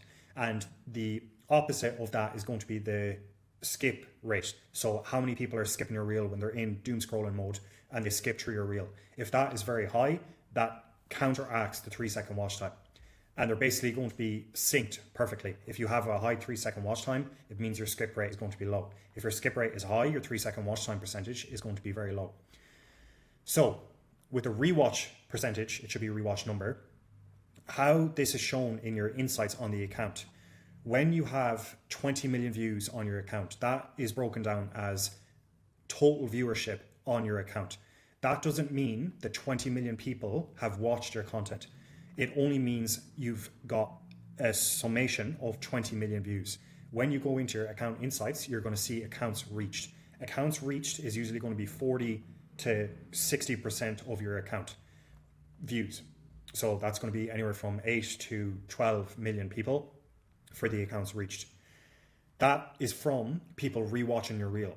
That is where the rewatch percentage comes from. It's just another confirmation to Instagram that your content is good. If they scroll through, they stop on your reel, they watch it once, they watch it in its entirety twice or 3 times, it's a really good sign to Instagram that there's something interesting about this content. Now, this is purely anecdotal. We haven't tested enough accounts, but one of the things that we've seen in the last 2 months is when you try drive people to your profile, this is one of the things that is really boosting views for us. Any prompt to get them to the profile and potentially follow the account from the reel really helps with engagement. It's quite common sense, but it's one thing that we've noticed by tweaking our captions, tweaking our content. It is doing extremely well for us. So that is something that could be affecting the algorithm, but it doesn't change the 2 main culprits of how you go viral. That is the number of people that watch your reel multiple times and the 3-second watch time. Moving on, we have the IG algorithm and followers.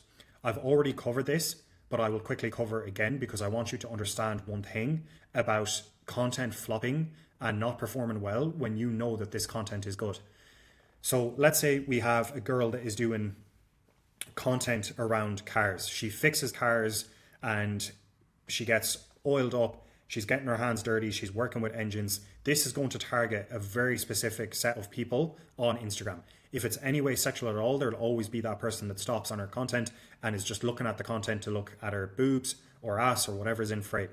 But the main audience that she is going to drive to her account is going to be people that are interested in cars, mechanics, people that like getting their hands dirty, and people that work with their hands as a career. This is the type of audience she is going to generate to her account. For the most part, this will generate quite a good audience, especially if she's talking in her content. Now, I want you to imagine this account has 100k followers. It's doing well. It's doing anywhere from 500 to 1 million views a day, which is quite good. You can have accounts that do a lot more. Tomorrow, she wakes up and she starts doing content around baking cakes and how you can get the best cake in the world by doing certain ingredients. It's not going to convert because the people that were first interested in her account based off the car mechanic style content were there for that particular type of content. I have no fucking idea how a loaf of bread is made, but I do enjoy bread. But if I were to see a girl or if I were to see a content creator that I enjoy watching and all of a sudden they change up their content strategy, I'm not going to engage with it. So this is negatively going to impact your account. And the way this happens is the onion breakdown that we had before. If you have 100k followers, a percentage of your followers, even if your non-follower reach is super high, in the beginning of the video, when it's first posted, a percentage of your followers are going to be viewing that reel. And if they are like, fuck this, what is this? I didn't follow this account. Why is she posting about this and not cars, which I usually like from her? They're just going to skip the reel. Then you're plummeted in your 3-second watch time and you're plummeted in your watch.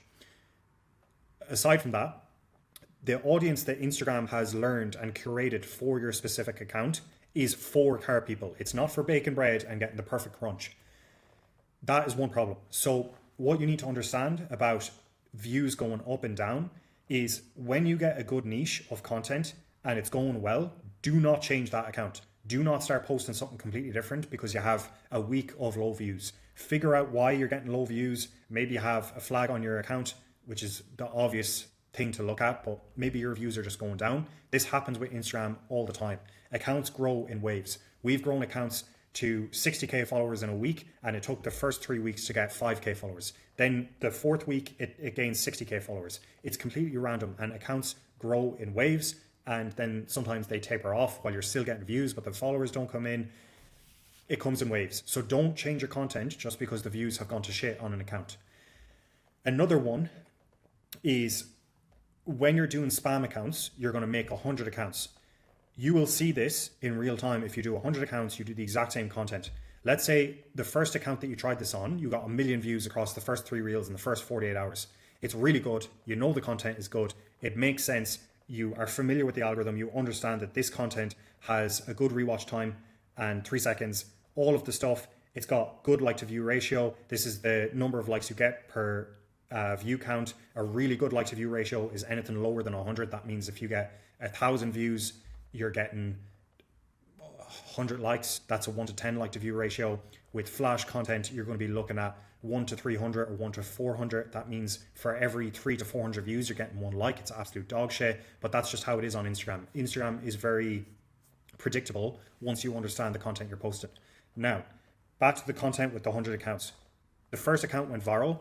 Just because that account went viral does not mean all 100 accounts are going to go viral. The reason for this is Instagram has to break down your content. It gets the JSON. Okay, I'm going to send it to this 200 people, then these 1,000, 5,000, 20,000, etc. And it just might keep on going. All of the people Instagram is selecting to view your reel is very good for that specific piece of content. Instagram is not perfect. The algorithm is not perfect. I get reels shown sometimes that I have no interest in, but for the most part, the algorithm is very good. So for the 99 remaining accounts, you might have 5 accounts that get over 50k views, another 4 accounts, which will be a 10 of total so far, that get 10k views in the first 24 hours across the 3 reels. And then the other 90 might be stuck on 2 to 500 views. And the reason for that is everything is the same. The account setup, the proxy, the creation method, the warm up, whatever you're doing, all the same. But Instagram failed to find the perfect audience for that reel for it to be pushed. There's a bit of luck involved. Those are the 2 things that you need to understand for the IG algorithm that I don't think a lot of people understand. Don't change what you're doing if it's working. Even if you have a downtime period, just tweak it slightly, look over the account, see what went viral in the past. Maybe you have a few reels that went viral a month ago, repost them. You're not going to get targeted on the same account for posting the same reel. That is another update that Instagram had this year. Next, we're going to be talking about demographics control. So one of the most low-hanging fruit methods to get a very, very good audience is for your model to speak to the camera. This is a very popular trend over the past 12 months. It's absolutely exploded, especially with AI motion control. A lot of guys copy the same 3-4 creators when it comes to speaking content. It is low-hanging fruit. And if your creator is comfortable speaking to the camera, it's not for every creator. You can't force it. You can't engineer it. If she's not good at speaking to the camera, it's not going to work. She has to be comfortable. If she's good at speaking to the camera, there's a lot of things you can do. If she's not good at speaking to the camera, there's very, very little things you can do. No matter how many edits you have, sometimes it just doesn't work for a particular creator. So speaking content, number 1, low-hanging fruit to get very, very good audience. What you will see over a large sample size of accounts is it's usually 40 to 55% USA, another 20 to 25% tier 1. This is going to be Canada, UK, Germany, Australia, all the tier 1 English speaking countries. And the remainder will usually be European countries or countries that have English speaking. This is the easiest way to get good audience on the account. Now, with viral content or with English speaking content, it is very difficult to gain followers on this type of content, and it's very difficult to go viral. There's things you can do to improve this if you're doing motion control. You can speed up the video a little, 1.1, 1.2 to get through the video quicker. Girls don't speak at a perfect rate. you can for sure get through the content quicker. This is also going to save money during the creation process for the AI content because it's going to be less overall time. There's a lot of tweaks you can do. You can add captions to the content, anything to get the hook in the beginning, but it will never convert to followers as good as more sexual style content. The second thing that you can do to improve your audience is the backgrounds. If you're a Latina creator and you're posting from a Latina house, forget about it. Just forget about it.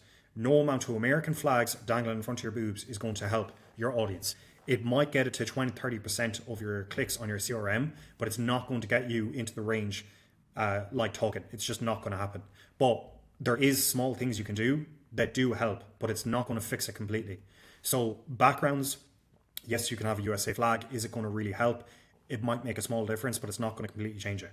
The best idea is to have an American looking apartment, an American looking girl, American looking scenery, music that is heavy metal works quite well, or Fleetwood Mac, anything from the olden days like 1980s, 1990s, 1970s. I don't know when Fleetwood Mac was around. Any kind of music like that.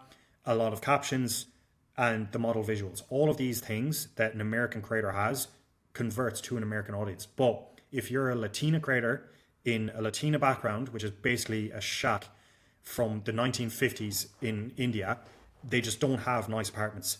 The texture on the walls, it's plastered and it's textured, it's lumpy. The air cons are usually black, they're not clean. There's fans on the ceiling and the electricity sockets, the style of the tiles on the floor, the beds always have weird bed sheets, all of these things. The lampshades look like it was made in World War II. All of these things contribute to a very, very poor audience. Is this to say that if you post content, you won't get a reel that gets 90% USA? It's very possible. If you post it and it's targeted to the right set of audience, it could possibly do that. But if it goes viral, anything over 100k views, forget about it. You're not going to get a good audience. There's things you can do to fix it, but it's not going to change the overall performance of the account. Eventually, it's going to go right where it deserves to be. Lastly, trial reels. Now, there is a method with trial reels, and because the content doesn't perform as good, it doesn't have a very good impact, but it still helps.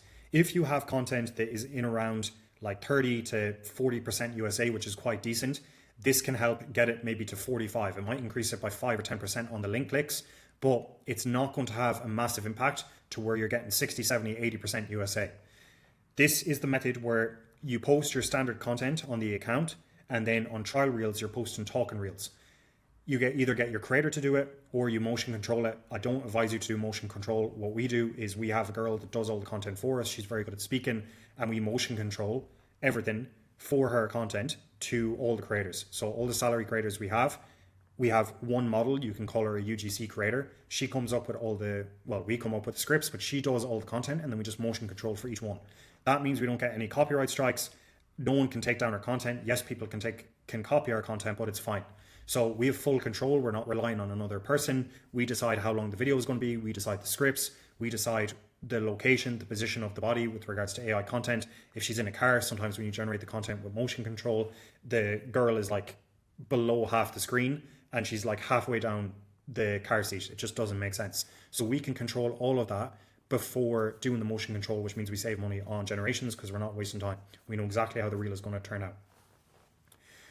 This does help, but it's not going to completely fix your account. If your audience is really, really good with your current content, all you have to do for trial reels is spoof the content or mirror it, add a separate caption, just tweak it about 90% of what it previously was. So a 10% difference, zoom 2-3%, add a caption, flip it or rotate it, do something, and you can post it as a trial reel. If your trial reels start getting below 20 views, it means your content is not edited enough. So you need to spoof it more, edit it more. If you get stuck under 20 views, that's the only issue. If you get a reach limit for trial reels, that is the main, that is regarding you've been posting too much. So you haven't stuck to the standard plan of 240 reels over the month, and you're not doing 6 to 8 a day. Some days you should do 20 when the account is going viral. Push as much as you can when that happens, because it is just going to keep on pushing the account. When the account is viral on the main profile, so will the trial reels be pushed. So that is how you fix the demographics the best you can, and your target audience and the type of content you do. That's the basics. So if you do content that is focused on Very sexual style. Anything that is very sexual style, just expect the audience to be poor. It doesn't matter if the girl looks American, you will suffer in some way, and eventually it will catch up to you. But it really depends on the look of your girl. Sometimes you can get very lucky, you can get 90% with basic dances, but most of the time, if you're posting anything sexual, expect your content to be a poor or poorer than optimal audience. Lifting shadow bans and restrictions. So there is a lot of questions about this. For the most part, most accounts can be fixed. I'm going to go through everything that is related to Instagram and the main issues that we have. So if you're posting content and your content gets flagged, you go to account status, you check what can't be recommended, it's going to be orange. If your content is blocked for over 18s, that is fine if you do it manually. If it's blocked automatically by Instagram, it means you should go through that content and archive it all. You can mass select this one, which is very easy. So once you do that, within 2 or 3 seconds, you back out of account status, you go back into it, it's going to be cleared and it'll be green again. What can't be recommended, which is the biggest bane of most people's existence on Instagram, you get random flags for content that doesn't even deserve it. It is what it is, just deal with it. When that happens, it's going to show you the reels that are flagged. You need to archive them one by one, and it's going to clear that. It's going to say there's no more content to be archived, but your account status is still going to be orange. What you do is wait 6 to 24 hours. 2 things are going to happen. Number 1, it's either going to flag more content, or it's going to be green again. And if there's more content flagged, you just go through the same process. If it's green again, you're fine. Now, there's one third option that can happen, and it's when you clear all the content and nothing happens after 24 to 48 hours. It's still shadow banned, and there's nothing you can do. What you do in this case is you keep posting reels. You delete the last day, 1 to 2 days posting reels. So let's say on Monday your account gets flagged. You're going to go back to Sunday and Saturday on your feed. Anything that you posted regarding reels, you're going to archive. Then you're going to post 1 to 2 reels a day. Keep it super safe for work with the style of content you have. And keep on posting reels, then check it every few hours and see if the content is shown as flagged. If it doesn't happen like that, go change your nickname, your name, your profile picture, your link, pretty much everything regarding the account. When you get to the profile, everything that you see above the highlight, change. Change the bio, change the profile picture, change the nickname, change the name, change the link. If your link gets flagged, this will tell you as you need to change your bio, and it will just give you a screenshot of your bio. It won't show your link. If that is flagged, the fix for this is you remove the link. You can go to a link provider. Most link providers have this. Oopsie has sneak.bio. Change Oopsie to sneak.bio. Then you change your username. But all you have to do is edit the link. You don't need to create a new link. Just edit the current link you have, change the domain, and change the username of the link. So oopsie.bio/Bella Delphine. Now you're going to change it to sneak.bio/B Delphine. You'll just change it. The more you change it, the better, but you don't have to change the actual landing page or direct link or anything like that. It's just the domain that has been flagged on the account. It doesn't mean the link is fucked. It's just what you need to do. Sometimes when you get the third option where the content is just not being shown if it's flagged or not, eventually it should show. If you do the steps that I gave you where you delete the content for the previous 2 days, or pretty much 6 to 9 reels, whatever that is, just delete 6 to 9 reels. For us, it's a day's worth of content. For some people, it might be a week's worth of content. Test 1 or 2 reels first. If you're the latter, if it's a week's worth of content, just delete 1 or 2 days worth of content and keep on posting very safe work reels. See if it shows up the content that is flagged, then you can then archive. The account should be fine by then. If this doesn't happen, you need to get an unban rep to clear the account, or you just scrap it. For me, I just scrap the account. We go through so many accounts now. We lose so many followers every month with regards to Instagram bans over the past 3 months. We just scrap it. It's not worth paying for. We can just grow a new one and replace it. If this account is very financially beneficial to you, if it's a 500k account and it's bringing in 1,000 subs a day, obviously you want to get that lifted and pay for it. If you want that, I'll put that in my Telegram channel. I'm going to link only one channel below. Everything that I'm going to talk about in this video is going to be linked below. That's how you fix the flags. So I have that written down there. With regards to removed content. So removed content, you can't do anything about this. This will clear after about 30 days. The only time that you get a chance to make this green is when you go into it for the first time or second time. Make sure you're super attentive to the screen. It's going to give you an option to say why this happened, how can I fix this, and you agree to the terms and conditions of Instagram, and it will clear the content and make it green. It doesn't come up all the time. Sometimes it comes up, sometimes it does. Every time you check it, just leave your phone. Don't go clicking through buttons quick, because sometimes it's a pop-up and you have the potential to clear that. But if you don't have that, it doesn't affect the account. Usually this is a sign that your account is going to get hit and it won't be shown to non-followers, but there's nothing you can really do about it if you don't get the prompt. Yes, you can pay for a rep to clear it, but I don't even bother with that. Okay guys, moving on. Testing content verticals. So one thing that people don't understand is they don't give their content enough tries before they invalidate it.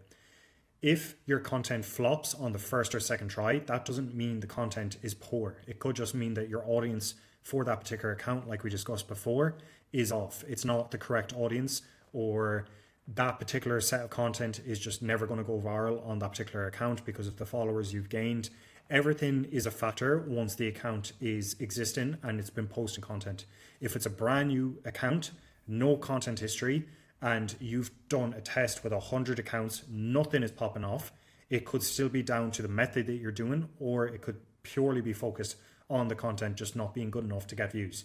So when you're testing content verticals, the thing that you need to understand is one test is not enough, and knowing that you need to test the content on the right account. There's no point scaling up a new account and then all of a sudden you get 2 or 3 days bad views, so you completely change it up and expect it to go viral immediately. It's not going to happen. It takes time for Instagram to learn. So when you're testing content, you need to test it multiple times across multiple devices if you're doing the spam method. If you're doing 1 or 2 main accounts, the first time it doesn't pop off, but you know this content is good, post it again. Post it in the morning, post it at nighttime. The next day, post it again. If it doesn't pop off after 3 times and it's within your content niche on the account, then it's probably something that is just not going to pop off. It's not going to do well. A really good example of this is the talking content that we do. We had our UGC creator basically make content that we could chop into different parts. So there would be a part A, a part B, and maybe a part C. Part A was the hook of the video. That was to get people engaged. Part B was something completely unique. It was a unique sentence. So it would be, actually I don't want to give the example, but part A was basically targeted at a specific person, whether it was the first letter of their name, if it was a description of if they were 6 foot, or if they were black, or if they were gay, something like this. And if this was true, then you got the output. But because we had so many part A's and part B's, we could join different part A's and part B's by editing them together. And because we're doing AI content, we can create new outfits and we can combine the video all into one video.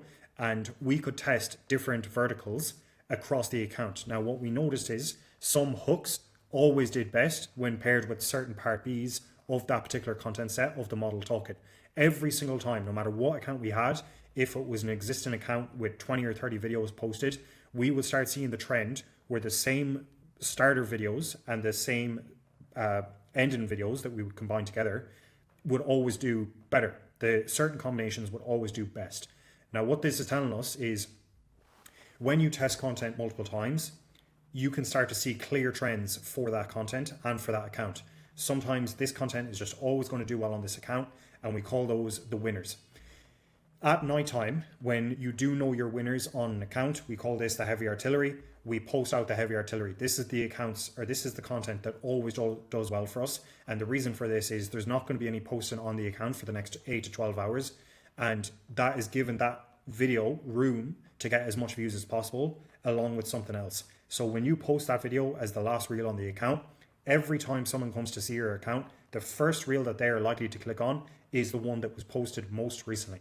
So we call it the heavy artillery because it's one that is proven to go viral. It's always doing a 2 or 3x or 10x average view compared to other videos we post on the account. And we always post the last for all the traffic that it was walking onto the account. So it gets a better push and it just keeps on being pushed in the algorithm. Different niches equals flop. I've covered this many times now. If you're posting a particular niche and then you start a new niche, expect that content to do absolute dog shit. It's going to go nowhere. You might get a bit lucky, or it might be somewhat related to the content before. But for the most part, if you post a brand new piece of content that is a different style to the previous content you've been posting over the last period of time, expect that content to flop. Do not mix niches on an account. It needs to be all the same theme. Yes, you can do talking videos, dance videos, and different style videos and combine it all into one as long as it makes sense. But don't do talking videos and then do talking videos in Spanish unless it's combined. A good example of this is you post the exact same reel in English, the same script, and then you post it in Spanish if the model can speak 2 languages. That would be a bad example. It's going to flop. The audience is going to be all over the shop. It's going to push it. Instagram's not going to know what to do with it. A really good example of combining these two is how to say XYZ in Spanish, how to say XYZ in English. That is combining the two, and that's getting your target audience involved. But don't do something that is just completely against what the account started off with, because it will flop. One test doesn't invalidate your content. So if you do start posting content, it's within your niche, and you post a video, it doesn't do well the first time, that doesn't mean it's not going to pop off the second time if you post it. The initial test for that particular reel, the test audience, might have just been very poor for that select reel when you posted it. You might have posted 5 reels back to back, which is what we do often, 3 reels usually. But if you post 5 reels, usually only 1 or 2 of them pops off. And if you post the same 5 reels over and over and over, like the spam method, you will see that it's the same 1 or 2 reels that get good views every single time. You keep them in after you've posted those 5 reels 3 or 4 days in a row. The 2 reels that are good, you keep, you replace the other 3, and you try to find 5 good reels that are the heavy artillery that just keep going viral and keep getting pushed with a decent audience. So if you post a piece of content once, it doesn't do well. That does not mean it's shit. Just keep on posting it 2 or 3 more times. And if it still doesn't do good, then you can cancel it out and just not post it anymore. But don't rely on just having one piece of content posted. It doesn't do well. Don't post it anymore. That's silly. Next, we're going to cover other components that help and aid content going viral depending on your content strategy. So farming engagement by getting shares, getting likes, and getting comments. There's reasons why certain things work, and I'll break them down. I'll give you some examples for the content. With regards to shares, there is content going around now, and it's quite common for the past 6 months to year, even in meme pages, where it'll just be a basic video and the caption will be share this reel, the cover photo is diabolical. You can't see cover photos when you scroll on Instagram. What that does is it promotes the user to share the reel to someone else. That person will click on it. Whether the cover photo is diabolical or not, it doesn't matter. It might be shared into a group. And as long as the main content in the video is quite good, this does help to farm in more views. Does Instagram push your content just because it's getting a ton of shares? Not as much as the basic foundation of going viral. However, all those shares, if you're getting 100k views and you get 10, 15k shares, that is 10, 15k extra views that wouldn't usually be there. So it does push the content more in that regard. It is a good way. You can base your entire account off it, but you need to be creative. There's a lot of token creators that do content like this. I'm not going to share examples because every time I do, the people request that I take the video down. So I'm not going to share any examples in this video. The chances of them being verified earners is extremely high, so I'm just not going to share it. When it comes to likes doesn't necessarily help you get views. However, what I do want to say about likes is the like to view ratio. This is something we noticed when we were doing flash content heavy on Instagram. If your like to view ratio is extremely low, low means the content is very good. High means the content is very, very sexual and your audience is probably going to be very, very shit. A very, very good like to view ratio is 1 to 10. If you have a 1 to 10, and I've seen creators get 10 million views with 1 million likes. I've seen creators get over 10 million views with over 1 million likes. A 1 to 10 like to view ratio is absolutely exceptional. The conversion rate on that content, the audience is probably going to be extremely good, very tailored to her niche set because they're engaging with the content incredibly well. The like to view ratio is a key determining factor on how well your content is going to convert on OF and how well the people respond to your content on Instagram as a whole. If your content is very sexual and good, your like to view ratio is usually quite low. A very poor like to view ratio is anywhere going to be from 300 to 400. Our average is 1 to 50 to 1 to 150. So 50 to 150 views for every like is around our average. If you do flash content, it is going to be 3 to 400 views for every like. It's going to be extremely, extremely poor. So a very good determining factor, if you're looking at someone else's account, because you don't see all the insights, you don't see the analytics, etc., the one thing that you want to look at is how many likes they are getting compared to the views. And when you go to those accounts, go to the comment sections of those viral reels and check how many English comments there is. Basically, if you see a bunch of emojis, heart emojis, kissing emojis, or Indian, Hindu writing, whatever it is, obviously the audience is shit. But it's rare that you find a reel with really good like engagement and a very good audience. It's common that they work together. So if you see a lot of likes on an account with a reel that went viral and the comments are English, this is usually quite common. It's usually that when the likes are absolute dog shit, very low, the video has gone viral. That's when you usually see a lot of emojis and different spelling or different language writing for flirting with the girl. Okay, moving on to comments.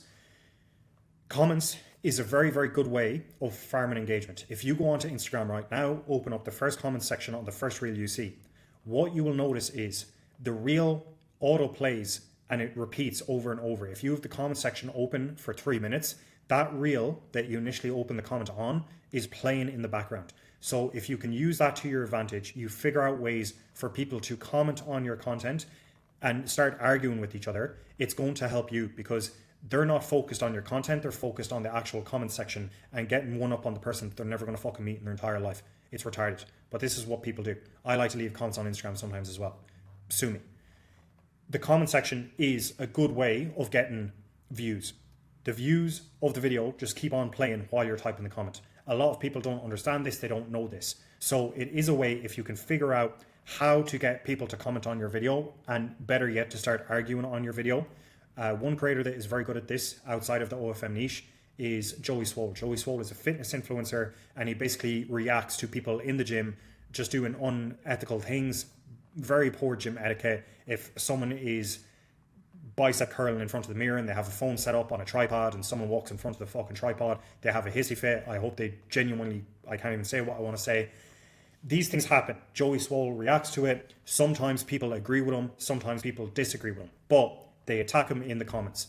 Little beknownst to them that he is getting views every time you open the comment section. Every time you try to bicker with them, argue with them, it's just benefiting him. So if you can figure out ways for your creator to get good engagement on her comments, whether it's hating on her or whether it's agreeing with her or whether it's just people trying to attack her for being an OnlyFans girl, whatever it may be, it is a very good way of farming engagement.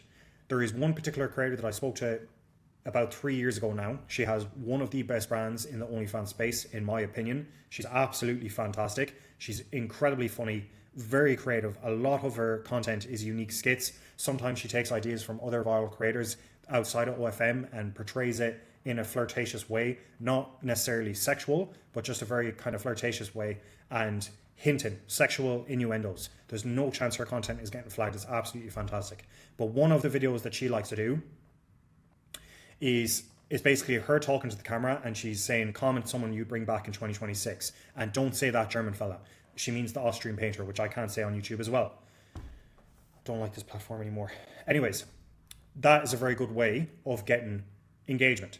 They're going to comment something with regards to the Austrian painter, or they're going to comment someone else, or they're going to start arguing that she's a Nazi.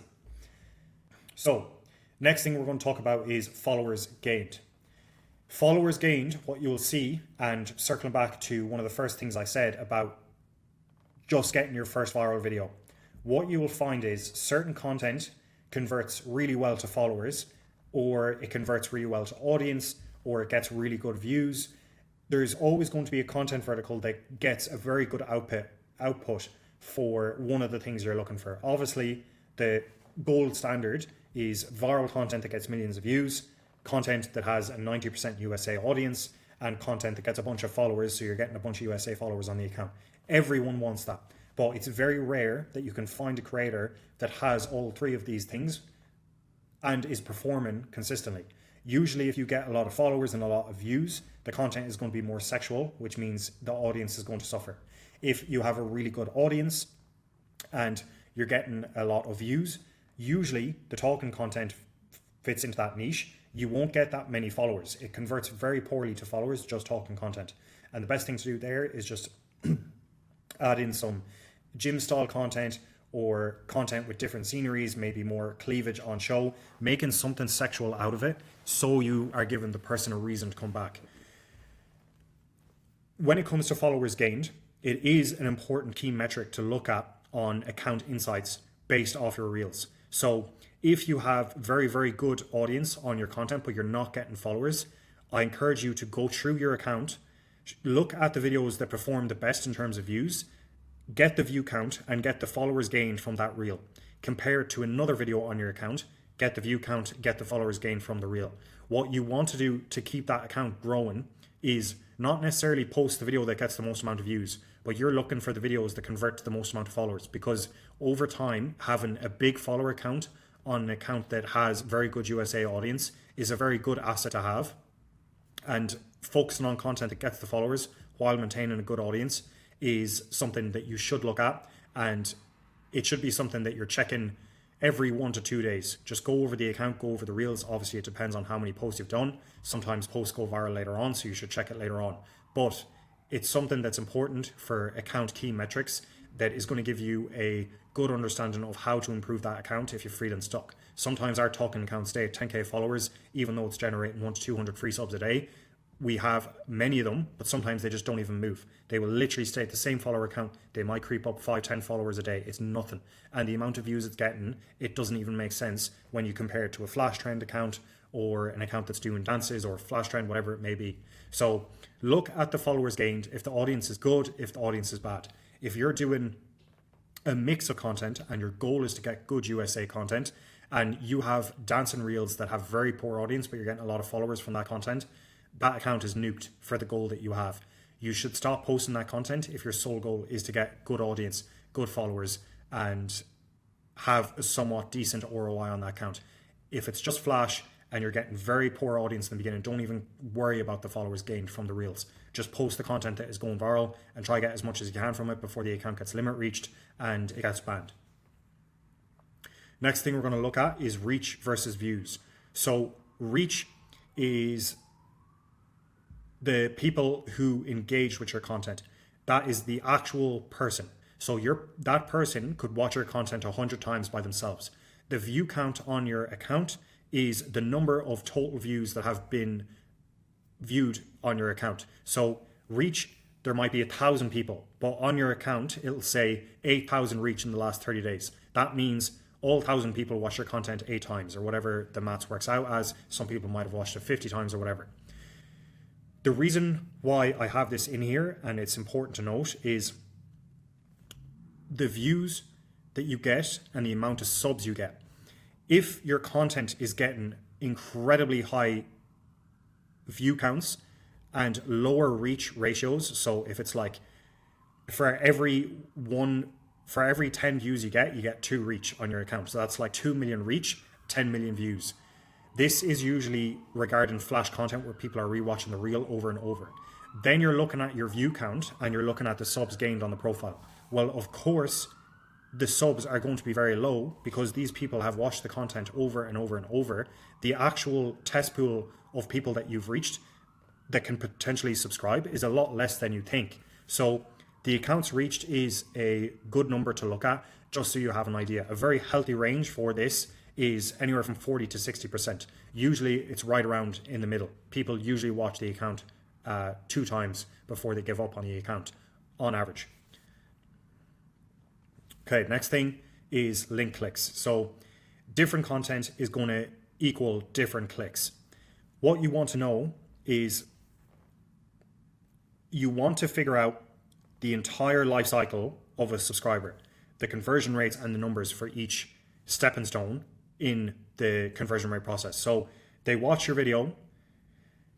How do you know that you have a very good conversion rate on your Instagram to the link site? Well, that's how many people are watching your content versus landed on your lander, so how many clicks you got on your CRM. Now you're going to compare that to how many clicks you got on OF. Bear in mind that this is going to be skewed a little because OF doesn't track it correctly. Clicks and subs. The one thing that a lot of people don't account for is along the funnel, you need to calculate how many people are getting to your account on Instagram but not clicking the link. That's where views per 1 million comes in, and that's why it's a useful metric to look at. But this comes down to the conversion rate on your account, on the Instagram account. If you're not getting that many clicks or subscribers compared to the amount of views you're getting, it just means there's something wrong with your Instagram account that can be improved.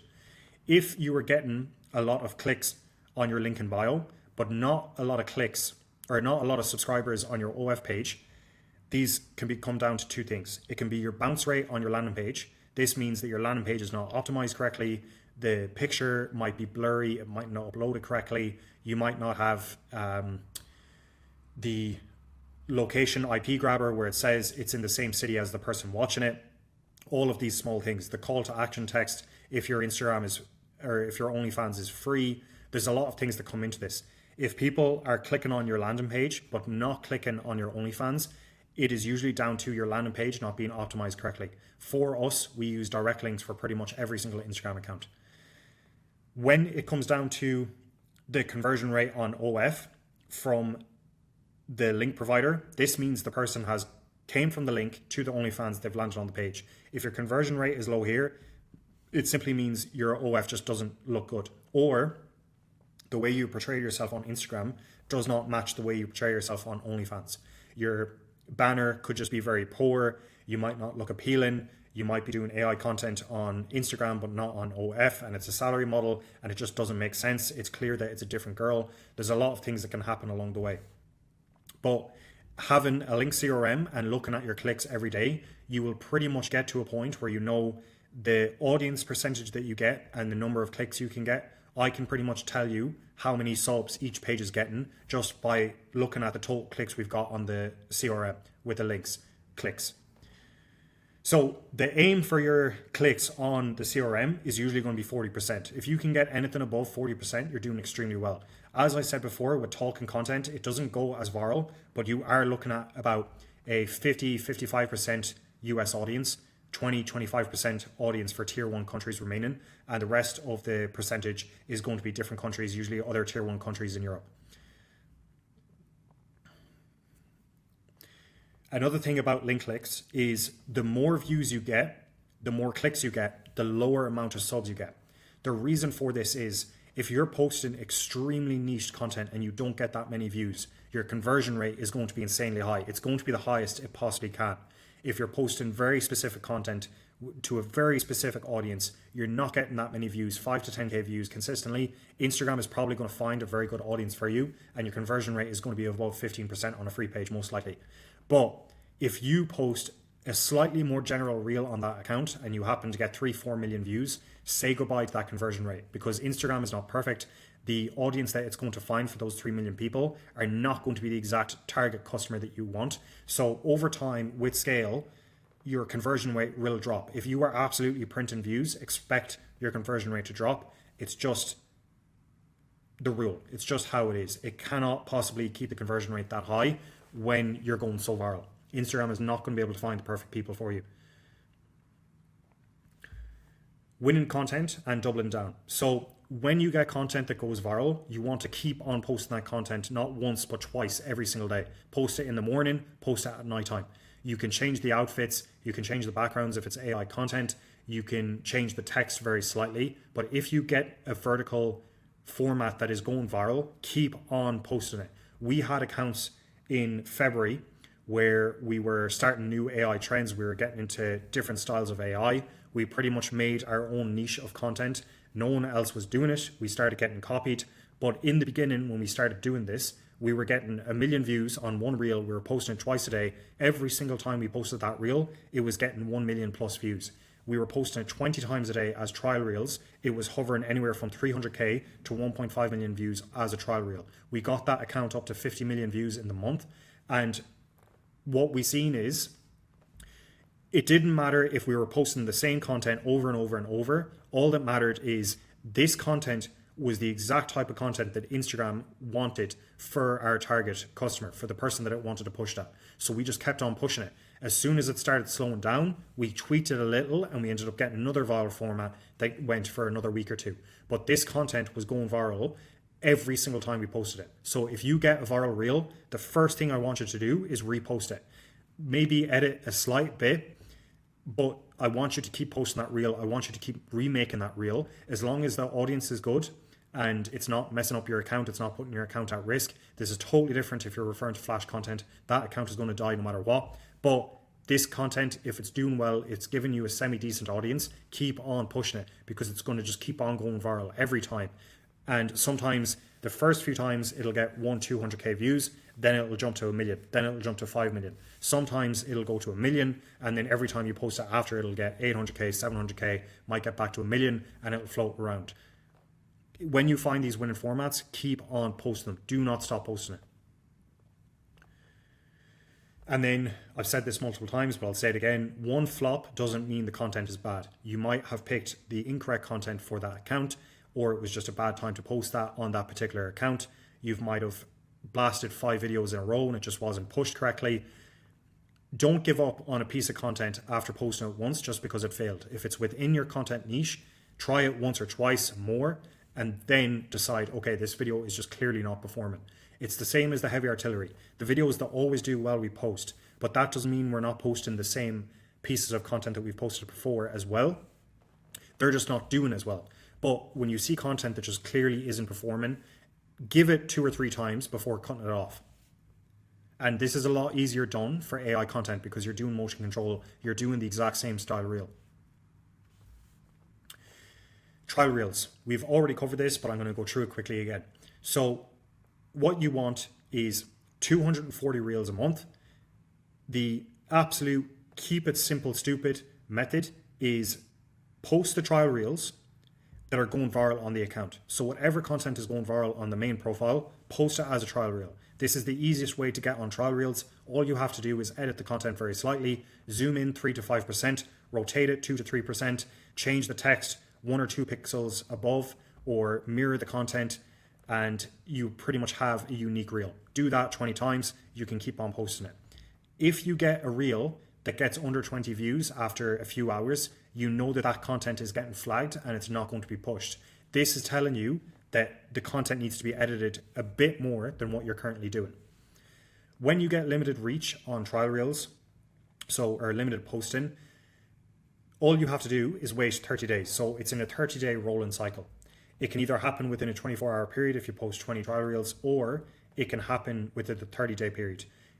Around 240 reels for 30 days, around 20 reels in a 24-hour period. The safe number to post every single day is around 6 to 8 trial reels. The low views. So one thing that's going to happen with trial reels is when you first unlock it, if your account is quite dead and it's a grinder where you're trying to get to 100 or 300 followers, 400 followers because you unlock it after 200 followers, what's going to happen is trial reels are quite slow to grow.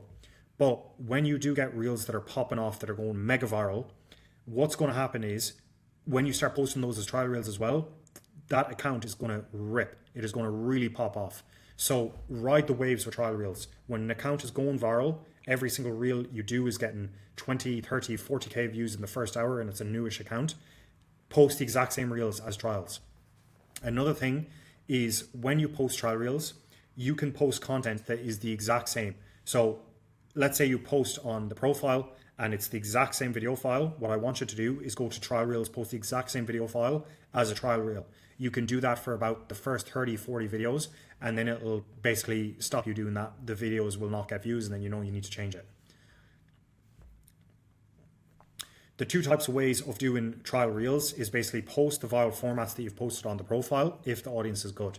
If the audience is poor, you can test doing talking content.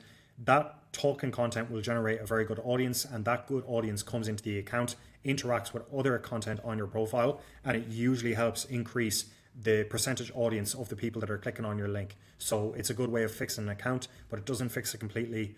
So if you're in a good range with audience, just post your viral reels. If you really want to fix your account, it's an account with 200, 300k followers, and it's just going through a bad stint with audience, do the trial reels as a potential fix.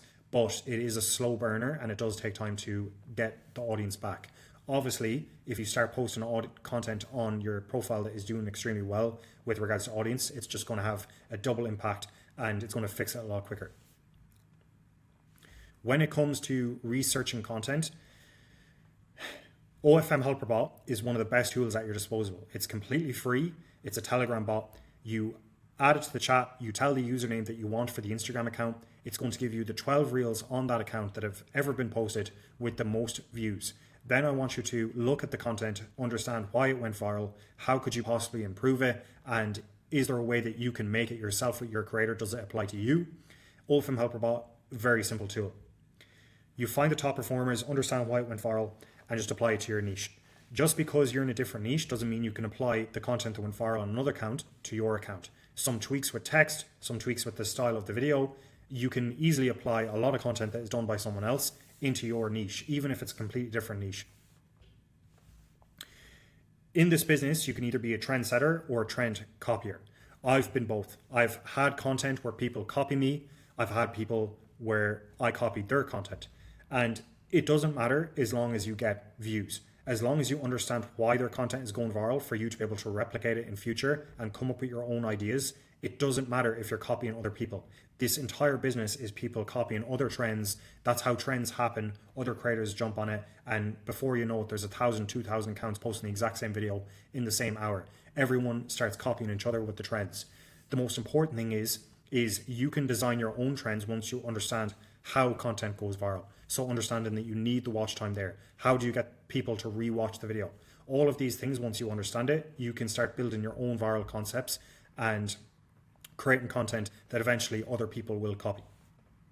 Okay guys, this is section 3. It is around niching and branding your models. I'm going to talk about it with regards to 2 lenses. Lens 1 is going to be real, genuine content made by your creator, and lens 2 is going to be content made by the agency that is AI generated, because there is differences in both. But before we get into that, there's a diagram at the top, and I want to quickly break down this because it's how we approach a lot of our content verticals when deciding if there's going to be a good ROI and what to expect from that type of content we make. So in the middle is views, and I want you to imagine every single video we're going to talk about has gotten 1 million views. When you get 1 million views, that doesn't mean that as soon as you get 1 million views, you're going to get the same amount of subscribers, the same demographic, the same LTV from every single one of those views that you get to OnlyFans. They differ vastly according to the content that you post. So views is in the center for a reason. We're just going to assume every video we talk about got 1 million views. Now, certain content is going to be maxed out on audience. So maxed out means very good audience, or the intent is going to be maxed out, or it's going to be very low. Followers gained from the reels that you're posting, you either do exceptionally well, you get a bunch of followers for the content when it goes viral, or you get very little followers. Every single content format falls within this diagram. I'm going to give you some examples to explain how it works. And when you're scrolling through Instagram, I want you to imagine how this would perform based off the triangle of points. So let's say the first content vertical we're going to talk about, it's famous for the last 5 years. It's flash content. It's not going anywhere. It's always going to be on social media. It started off on TikTok and it made its way over to Instagram, and it's pretty much on every other platform that is safe for work. So you've got 1 million views on a flash piece of content. This is where you're flashing pussy, ass, boobs, whatever it is. The audience, you know, is going to be absolutely terrible. Anytime you have very sexual content on Instagram, Instagram is always going to push it to a very poor audience.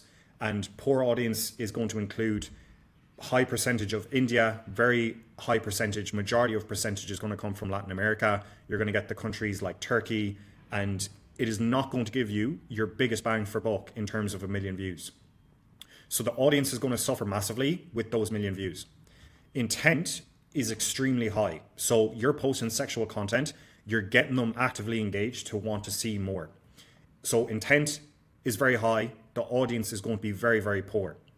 Followers gained, along with audience, whenever you have a high follower reel, it's usually going to be more on the sexual side. It's very difficult to have very, very safe for work content that gets a lot of followers. the more you show of the body of the creator on Instagram, the more followers you're usually going to get. If the boobs are bouncing with the custom Laura with AI content, you're going to get a lot of followers with that content, but once again, the audience is going to suffer. So in terms of flash content, what you're looking at is you're going to have a very poor audience on the triangle. So as like a color coded triangle that you're filling out, the triangle for audience is going to be very low. It's probably going to be around here, and you're just going to get a very, very poor audience. Intent, so this part of the triangle is going to be very filled. So you're looking at a very high intent. Basically, the majority of the triangle is going to be filled. You're going to be getting a lot of people coming to the profile and potentially clicking the link. But remember, all of those people are from very poor countries. So your LTV on those subscribers, if you're letting them into a free OF page, if you don't have them blocked, the LTV is going to be quite low. It's going to be hard to get money out of these people. Next is going to be the followers. So whenever you do sexual content, just remember your followers is going to be quite good per million views. This set of the triangle is also going to be colored quite well. And the followers you're gaining, because the audience is poor, is going to be very poor. So it's a double-edged sword with this type of content. You're going to get a lot of views. The intent is super high. You're going to get a lot of clicks. But once you look at the links ORM, you're going to have a heart attack because all of the clicks are coming from tier 3 countries or Latin America. And it's just how it works. For this type of content, expect to get a 10 to 15% US percentage. And the subs you're going to gain per million views is anywhere from 30 to 50 subs. If you can get 100 subs with flash content, it's quite good, but just be prepared that a lot of those subs are going to be coming from Latin America on OF. Another content vertical that is different to the one that we just mentioned is talking content. Now, talking content is extremely good for audience because it's less sexual, and for you to understand the sexual concept of the video that the creator is trying to portray, you need to be able to understand English and listen to the girl. There's context involved. She doesn't have her boobs out. She's not flashing any sensitive areas. That is going to help a lot with the audience. So for audience, you're looking at about 50% USA and about 20-25% tier 1, and the remainder will usually be Europe or other countries, but you will have around a 70 to 80% tier 1 percentage on the link clicks coming from your link in bio to OF. So your audience is maxed out. You're having a really good audience on that content. Once again, we're assuming that we got 1 million views. So the intent on this content is usually quite good because the people that are listening to it, it's English speaking countries that are tier 1. So they're going to sit through the reel and understand the context behind it of what the girl is talking about. Followers gained is usually very poor. If you were to compare this to Flash, your followers gained on the account is extremely, extremely low. But this is because it lacks the sexual visual. To get the sexual aspect, you need to listen to the content, which requires a bit more IQ, understanding English, a bit more intellect to be able to sit through a video and actually listen to what the creator is saying rather than just staring at her boobs. So the followers gained from talking content is always extremely low. But the followers you do gain on the account are going to be very good. So this account will be very slow to grow in terms of followers. Even if you're doing 500k views a day, 1 million views a day, it's going to be very slow to get that account popping off. Now, how do you improve this account as an example to get more followers? You need to come up with content verticals that are in line with that model talking, that is similar to her personality, but also has a bit of sexualness that is going to get the account growing. And as the account grows, you'll start to get more views. Your lower benchmark of view count is going to slowly increase. If you have 500k followers on an account, it's going to be extremely rare that you're getting videos with views under 10 to 20k views. It's always going to be a decent amount just because of the followers on the account are going to get through the video eventually. So with that out of the way, every time you look at a piece of content, try understand it from this perspective. Is that content going to have a good audience? Well, you can check that. You can check the comments. If it's good, if it's filled with emojis and different languages, then obviously it's going to be very poor. If it's a lot of English comments, then the audience was good on that reel, and it might be something that you can replicate with your creator or do it with AI. Intent, it's a very simple thing to learn. If the content is sexual, if there's a lot of body involved, then the intent is usually going to be quite high. Followers, it is all based off the audience and how sexual the content is. You can pretty much gauge it from there. Now I want to talk about brand versus niche, and something that I think is new to the industry that didn't really exist before as prominent, and this is brand dominance. The reason for this is with the addition of AI content, AI content pretty much has the power to copy 90 to 95% of creators on Instagram now. So if you have brand dominance, it means it's very difficult for other creators to copy you and AI accounts to copy you. And I'm going to talk about examples later on with that. So let's discuss niche versus brand. Niche, go onto an Instagram account right now of an OnlyFans model, go onto any of her reels and just screenshot one of her reels. What can you deduct from that screenshot? Is she blonde? Is she Caucasian? Is she black? Has she got big boobs? What type of content is she doing? Is there a car in the background? Is she at a golfing course? All of these basic things that you can tell from a screenshot. Is she in the goth niche? Is there multiple girls in her content? Everything that you can see just from a screenshot pretty much categorizes the niche. What you can gain from actually watching her content is the brand behind her content. So I'll give you an example. Let's say you have a girl that is doing golfing content. From the screenshot, you can screenshot it. You can see that she has big boobs. She's quite short. She's blonde, white skin. She's in a country like America or Canada. All of these things you can deduct just from the screenshot. The brand of the content is totally dependent on what you see when you watch the video. Two types of golfing girls that have different style brands. Brand one is a girl when she just swings the golf club, a gust of wind comes, blows up her skirt, and you can see her underwear. That is more on the sexual side, but when I'm scrolling through Instagram and I see that, I can say, okay, this is probably this girl, without even seeing her face. Another type of brand is going to be a girl that is doing the exact same thing, but when she is about to swing the golf club, she says something like a dad joke. She says the first part of a dad joke. Then she swings the golf club and then she gives you the second half of the joke. These creators are in the same niche, but they have totally different styles of content. They're both swinging golf clubs, but they're approaching their audience much different. Now, what you can deduct from that, brand one, where you see more sexual side of the body, her skirt is blowing up, that is probably going to get more followers and it's probably going to have a poorer audience. The girl that is speaking to the camera is probably going to have less followers, but a better audience. That is how you try break down based off the triangle of different types of content and how you can gauge how well it's going to perform. Now I want to talk about brand dominance. When it came to just creators posting content by themselves and AI content wasn't popular, brand dominance for a golfing girl would be quite difficult. Why would it be difficult? Well, first off, the girl has to be able to play golf.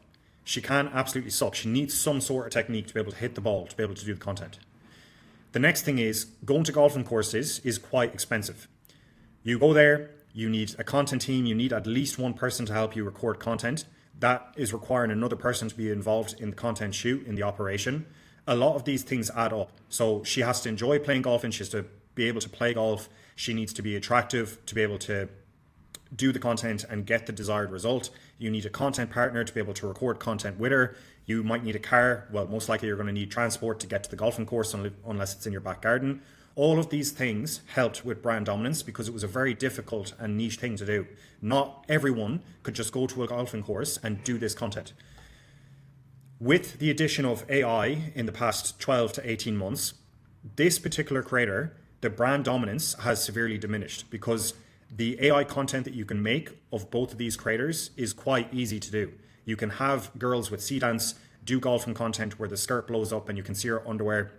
With custom lures, you can make her ass much more attractive, her boobs much bigger. All of these things make the brand dominance a lot worse and the niche a lot more saturated. You see more and more golf pages appearing, and this is because the content is being able to be copied now by AI. Before, it was just real creators having to copy this content. Very hard to get a girl to be able to do this and set it all up. It's going to cost you a lot of money. Now AI can have it done in 5 to 10 minutes once the video is generated and once you have your reference photo.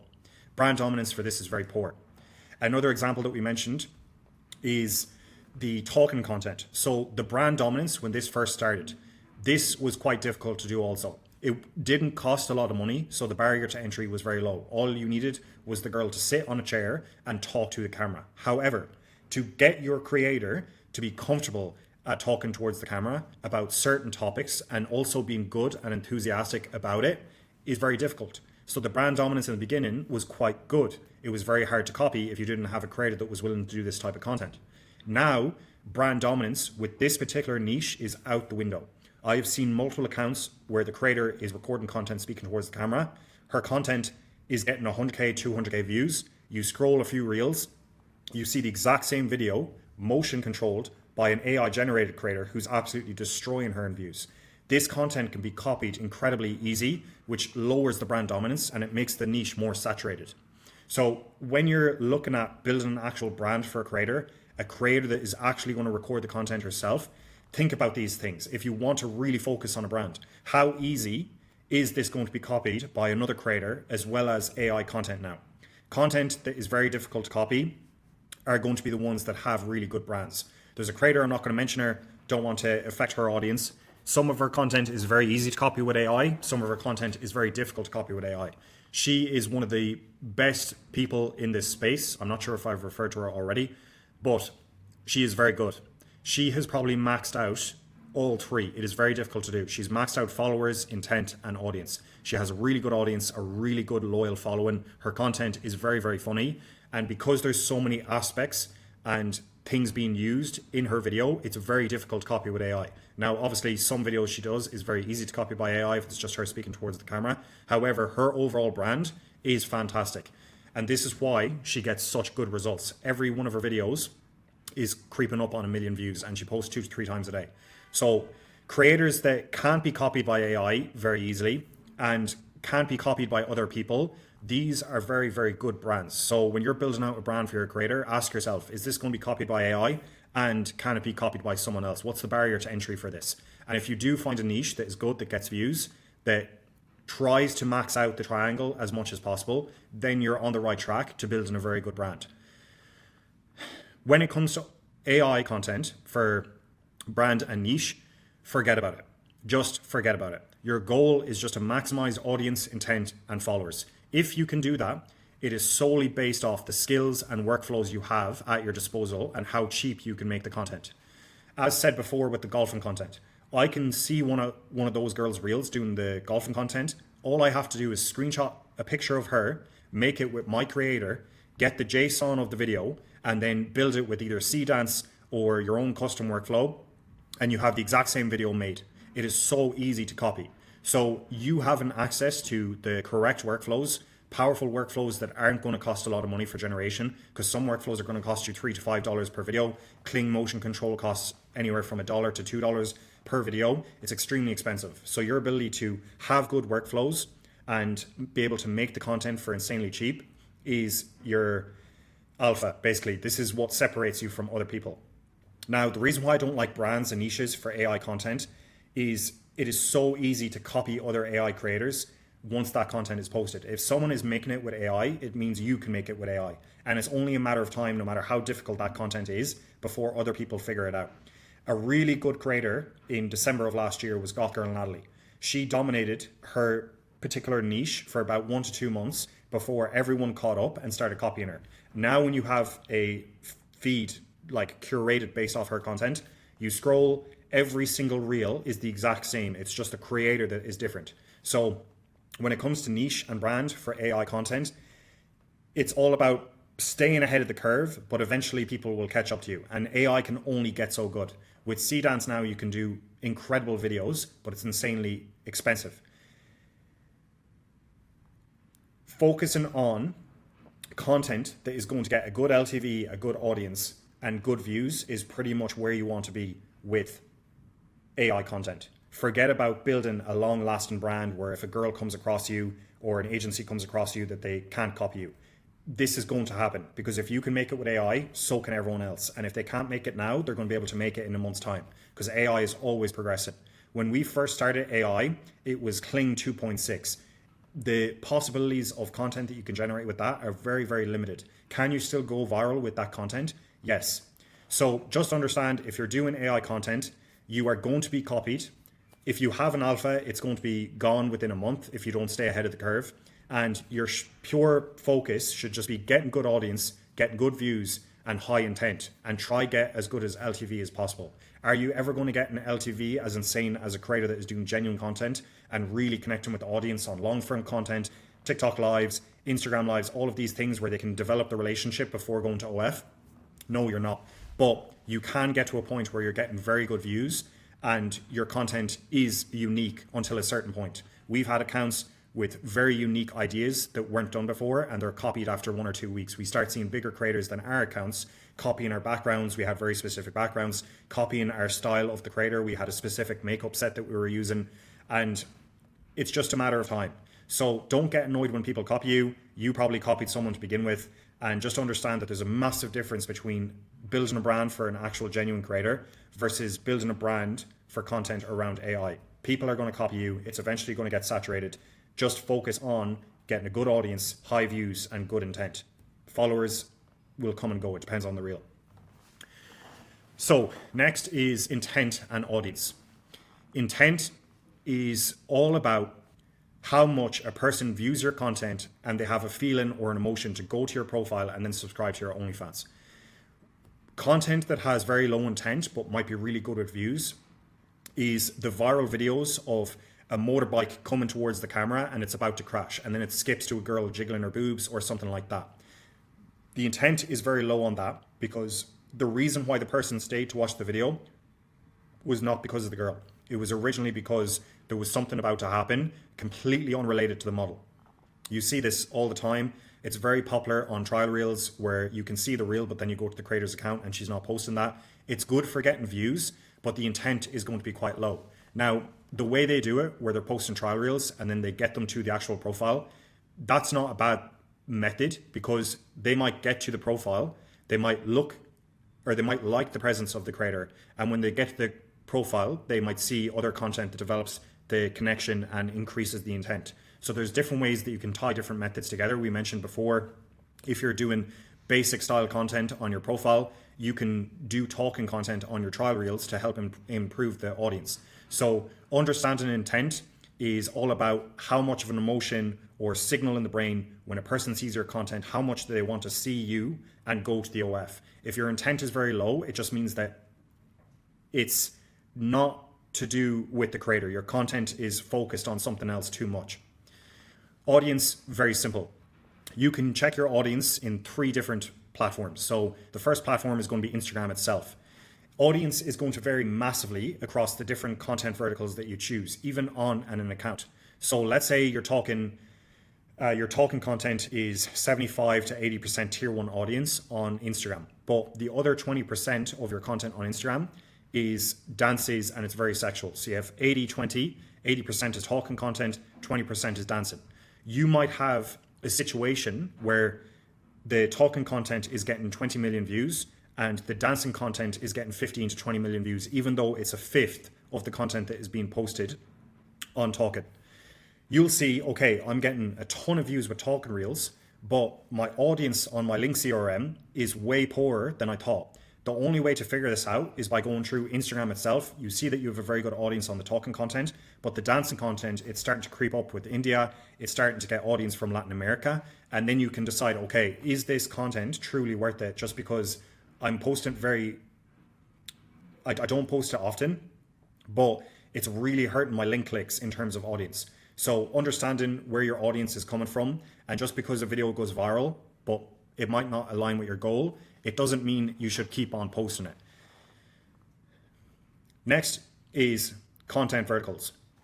So different types of content verticals. This is going to range based off genuine content from a creator or content done by AI. When you decide to niche your creator, what I want you to understand is you should focus on one thing. And I want you to imagine a pyramid. So at the bottom of the pyramid, this is the foundation of your content. This is going to be the niche of the creator, the overall brand that you want. This is the basis, this is the main foundation of the content that you post. Just because you see a trend on Instagram doesn't mean that you can't incorporate it into your account and build a brand that you have already around this type of content. I wouldn't jump trends. I wouldn't be a trend jumper on an account where you see something and you decide, okay, I'm going to do this today and then tomorrow I'm going to do that. The reason for this is it's going to confuse the algorithm, and Instagram is going to be not optimized for pushing your content to the correct people. If you build out your account around a goth creator, it doesn't matter what type of content you do, whether you're at the bar, whether you're golfing, whether you're in a car, As long as the base foundation of your character is always the same, your captions are relevant, the music is more heavy metal to be around goth girl style, as long as the base foundation is always there, yes, you can always incorporate different content verticals or different trends into your content. But don't be the person that does one type of content and it gets 2 or 3 days views where it's very poor, and all of a sudden you just completely change it up. You go from goth girl to golfing girl that's blonde. You completely change everything. Instagram is going to nuke your account, and that is simply down to the fact that you already have followers on that account. It is all tied to the main brand that you built in the beginning, but now you're completely changing it. Instagram is going to nuke that account for at least 2 to 3 weeks. It's going to take a lot of time for that content to start popping off, because Instagram learned everything based off your previous content, and it's still going to push that content to new people when you post it. So the new content you post is being pushed to the old people. They're not going to engage with it because they followed your account to begin with based off something else. So when it comes to content verticals, write out your avatar, build a foundation. Who is she? What type of content is she basing her main brand off? And always have your content based off this main foundation. Don't change it up. If you want to change it up, make a new account and start from scratch, because you're going to have a much better time. Instagram's not going to have a learning curve where your content just gets absolutely nuked in terms of views and reach. Just keep it the same, change your ideas and try improve it over time, but don't veer off the main niche that you had to begin with. If you want to start a new niche, just start a new account. You're going to have way better results. Instagram has a clean slate to learn off, and they're going to find much better audience for that content right off the bat. So the content pyramid, which we've just explained, the core brand is at the bottom. Everything you do is based off the avatar, the creator that you have made. Any trend, any content vertical that you come across that you want to recreate, this is specifically around AI content pretty much, it always has to be based off the main base of the foundation of the triangle or the pyramid. And then I have trends within niche. So this is exactly what I'd explained before.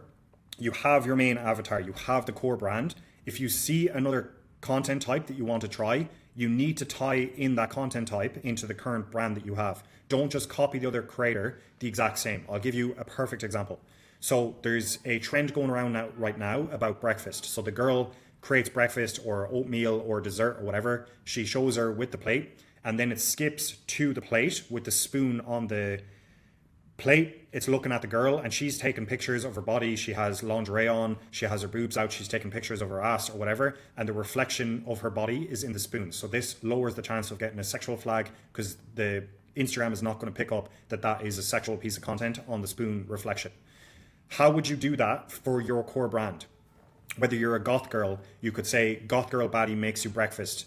It needs to be tied into the type of content that you have. Don't just copy the caption from someone else. It needs to be related to the type of content that you're already posting on Instagram. You're going to have much better results. Don't be the person that just completely changes the account. Always try, test new things, but always relate it back to the content that you have and the main brand, the core styling of the account that you started with.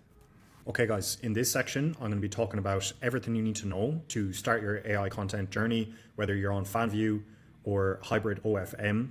Everything in this short section, along with the section after where I go through our content pipeline, is pretty much everything you need to know with regards to generating images, the different video models that you can use, and how to understand what type of content you're looking at with the different workflows, because they all look different. They all give you different capabilities when creating content. And yeah, let's get into it. So Higgsfield is the best tool for any beginner to get started. And once you understand what you're trying to do, it's a lot easier to start your AI content generation and build out systems or build out styles of content. There's multiple styles that you see on Instagram. And when you know that, okay, this is motion control, this is C-Dance, this is Kling 2.6, it makes it a lot easier for you to then go to the platform where you're generating content and be able to reverse engineer how they came up with that idea and how they built it in the first place. Once you learn it, it's extremely simple. The learning curve for AI is very easy and it's very quick. However, the quality of your content is solely dependent on the access to workflows you have, depending on how not safe for work it is, and the creativity that you have also. But as stated before, a lot of the content, a lot of the ideas are already done for you, and then you just need to tailor to the niche of your model. So with Higgsfield, you have image generation, you have all the image generated models, video generation, you have all the video generation models. The only problem with Higgsfield is it is expensive, but this is going to happen. Every public platform that allows you to do this, they're making money while using the APIs of all these AI generators. So the image generation like Nano Banana, which is Google. Then you have Seedream, which allows you to do more not safe for work content, but it's not as realistic. All of these models have been built, and all Higgsfield is doing is putting them in one place and taking a fee every time you generate the content. When you do get skilled, then it's time to start looking at custom workflows, comfy UIs, all of these things that allow you to run the content for a lot cheaper price. But in the beginning, if you're a complete beginner, just start off with Higgsfield. It has everything you need to know. Everything you can learn to get viral content can be done on Higgsfield in the beginning. If you're going to ask me what's the best resources for learning AI workflows, getting them set up, Telegram is probably the worst. Discord is the best. A lot of the FanView guys tend to hang out on Discord a lot more than FanView, or a lot more than Telegram. So going on YouTube and going on Discord, trying to get into these groups, it's going to be a very fast learning curve to get access to these things and learn how it's done. It's very easy once you know how to do it once. You can pretty much build anything on top of it, along with Claude Cowork. If you have any problems with certain workflows or anything breaks, Claude Cowork can pretty much go through your workflow and fix any issues that you have, missing nodes, anything like that. Claude Cowork can completely fix everything. Just leave it running in the background and you're good to go after an hour or two. So with Higgsfield, you've created a very cheap plan. I think their cheapest is $60 or $30 a month. Get into Higgsfield, and what you need to understand is every single piece of content that you see on Instagram is done with two parts. There is no other way to generate content unless you follow this structure. Part A is going to be generating your reference image. So this is what you actually see, this is what the core concept of your content is going to be. And then you have your video generation. The video generation is done in many different ways, but the two main ones is motion control. This is where you copy other people's movements, and the other one is JSON to video. But inside JSON to video, there's a bunch of different models that you can use to get different outputs, and we'll talk through the main ones. But back to images. So when you generate a reference image, the most important thing is the body position of the person. If you want to do a motion control video where a girl is speaking and she's sitting in the car and it's a selfie style photo or selfie style position in the video, if you give a reference photo of a girl sitting on top of a car, sitting on the roof of a car, you're going to get some sadistic output. It's not going to look right. She's probably going to look like a starfish. Her hands are going to be spinning around all over the place. It's just going to come out terrible. So the first thing that you need to understand is the reference photo that you use needs to be directly related to the video that you want to copy. And this is common for pretty much every workflow with regards to videos, even if you're doing motion control or not. If the reference video is not very similar to the start frame, you're going to run into issues. And when I say the start frame, that is the very first frame of the video.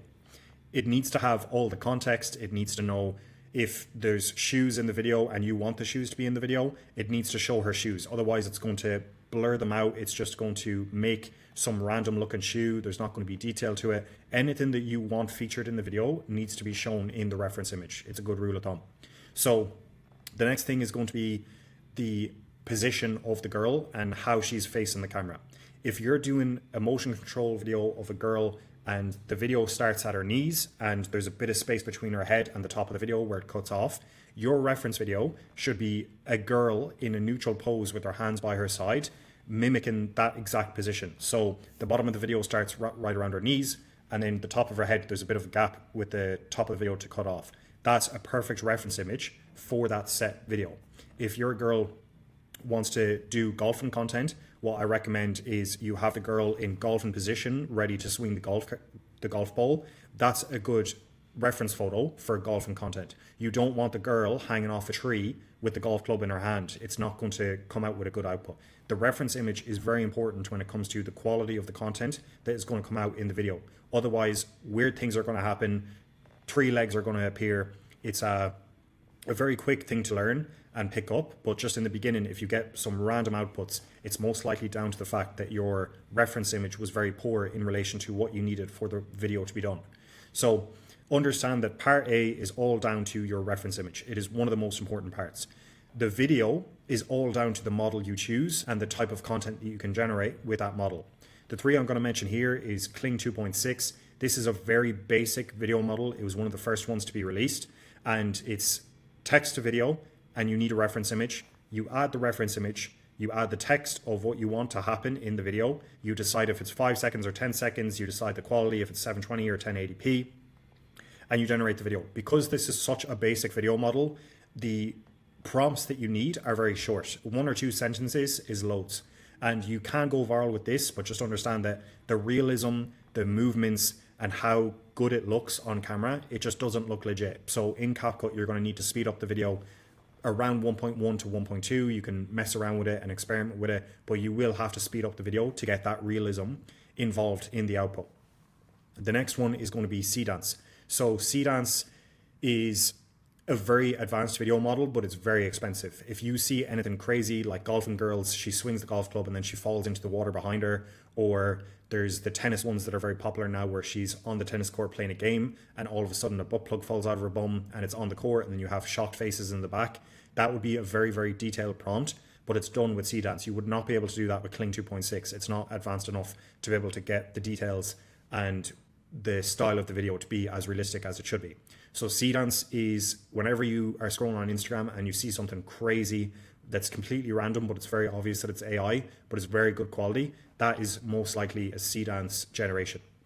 Motion control is whenever you see a character, the talking reels is the best example. It's probably the most common. You see a person in a car that's AI content and it's copying someone else's voice and movements. That's motion control. You basically take your reference image and you tell the AI to copy the video exactly, but for your creator.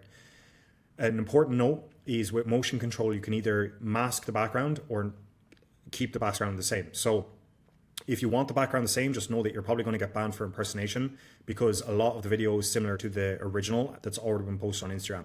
So with motion control, you can either just replace the character in the video, or you can replace the full scene. So the background and the character is completely unique and new, and you're just copying the movements of the creator. So that's breaking down 3 video models that are most common. Kling 2.6, it works, you can go viral. Is it realistic? Not as much. You can put it into CapCut, but you're never going to have crazy generations. It really comes down to the type of content you're doing and how creative you can be with captions, music, and the context of the reel. Seedance is what generates the crazy looking reels that have a lot of context. There's a lot more involved than just a basic prompt. You can add multiple elements to the video as well. So Seedream is probably one that is going to take a lot more learning to get good at, but you will have very viral videos with that. It's just going to cost a lot of money. To generate Seedance is one of the most expensive. Motion control, if you stay on Higgsfield, you're going to use Kling motion control. It's probably going to cost $1 to $2 per generation. But as I said before, once you learn how to do these, there's ample amounts of workflows available in Discord. Just by networking with other people, you can get your hands on workflows that are very, very close to Kling motion control's quality. Kling motion control's quality is one of the best, but it doesn't let you do a lot of not safe for work content. Any boobs jiggling, you need custom lures for that added into a custom workflow, and a lot of those are 80 to 90% the quality of a workflow you get from Kling motion control. But you have the added ability to add in more non-safe for work concepts. So when anyone asks you about AI, all you need to know is the reference image and the video model that you're going to be using. The reference image is one of the most important things. It sets the tone for the entire video. If you have a poor reference image, you're going to get a poor video no matter how good your prompting is. If you have a very good reference image, then you need to decide what type of video models you're going to do. Is it going to be Kling 2.6, very basic? Is it going to be Seedance that requires a lot of prompting, a lot of skill, and learning how the Seedance generation works? Or are you just going to stick to motion control? In our agency, we focus fully on motion control because it's the one that you can build out systems and it's the most reliant in outputs. If you were to do Kling 2.6 and you were to build out a JSON to describe what you want done in the video and you generate it 100 times, every single output is going to be slightly different. And it's just not reliable. So if you want to build out an automation for mass generating content, motion control is one of the best, because if you have a solid reference image and you have a video that you want to copy, if you put that reference image through 100 times, just slight differences in the reference image, it's going to come out very, very, very similar every single time. So motion control is one of the most reliable ones that you have at your disposal, and it's the one that allows you to build out systems, custom edit templates in CapCut, it's one of the best. So that's why we use motion control, and our workflow, it costs about 4 to 10 cents per video. And if you're spoofing content, it's even cheaper. You can spoof it 10 times, 20 times, and then you can combine them later on as well, which even gives you more outputs. So motion control is the one we chose, and it's the most easiest to scale. Images, everything you can imagine, you can do to an image. And remember that the image is what sets the tone for the entire piece of content. If you want your girl to be wearing a Spider-Man outfit or a goth outfit, you can choose that. If you want her to be in America, in a car park, outside Arby's or outside Kentucky Fried Chicken or Cane's, anything you want, you can create it with the image. And when you generate that video, it's going to be featured in the content. And it's going to look real if you do it correctly. So the reference image is one of the most important parts of AI content generation. They're both equally important, but just know if you can get very, very good images, you're going to be doing extremely well. So the best poses for having reference images before you feed it, it's all based off the motion control content. You don't want a girl standing in front of a camera when you're doing talking content in a car. It's just going to come out weird. The perspective of the girl is going to be off. You want the reference image to match the type of content you're doing. So if it's a girl in a car, you want to create a girl in a car as a static image. If it's a girl dancing in her bedroom, you want to have the girl in a relaxed pose that mimics the perspective of the original video. So if it's cut off at the knees and there's a bit of space above her head, that's what you want your reference image to look like. It's all based off the video that you're trying to copy. But neutral poses for the basis of most dancing reels are what you want. The outfit, you have full control. Now, when you see videos with very bouncy boobs or a big bum or a twerking bum, these are driven by LoRa's. So you need a custom LoRa that will go into the workflow and add these bouncing boobs to the actual content aside from the content that you're generating. So it'll do what you want. It might be a motion control reel, but it will add the realism of the boobs jiggling. So when you're deciding what outfits you're going to wear, you need to decide how sexual you are going to make the reels. Do you want boobs bouncing in the LoRa?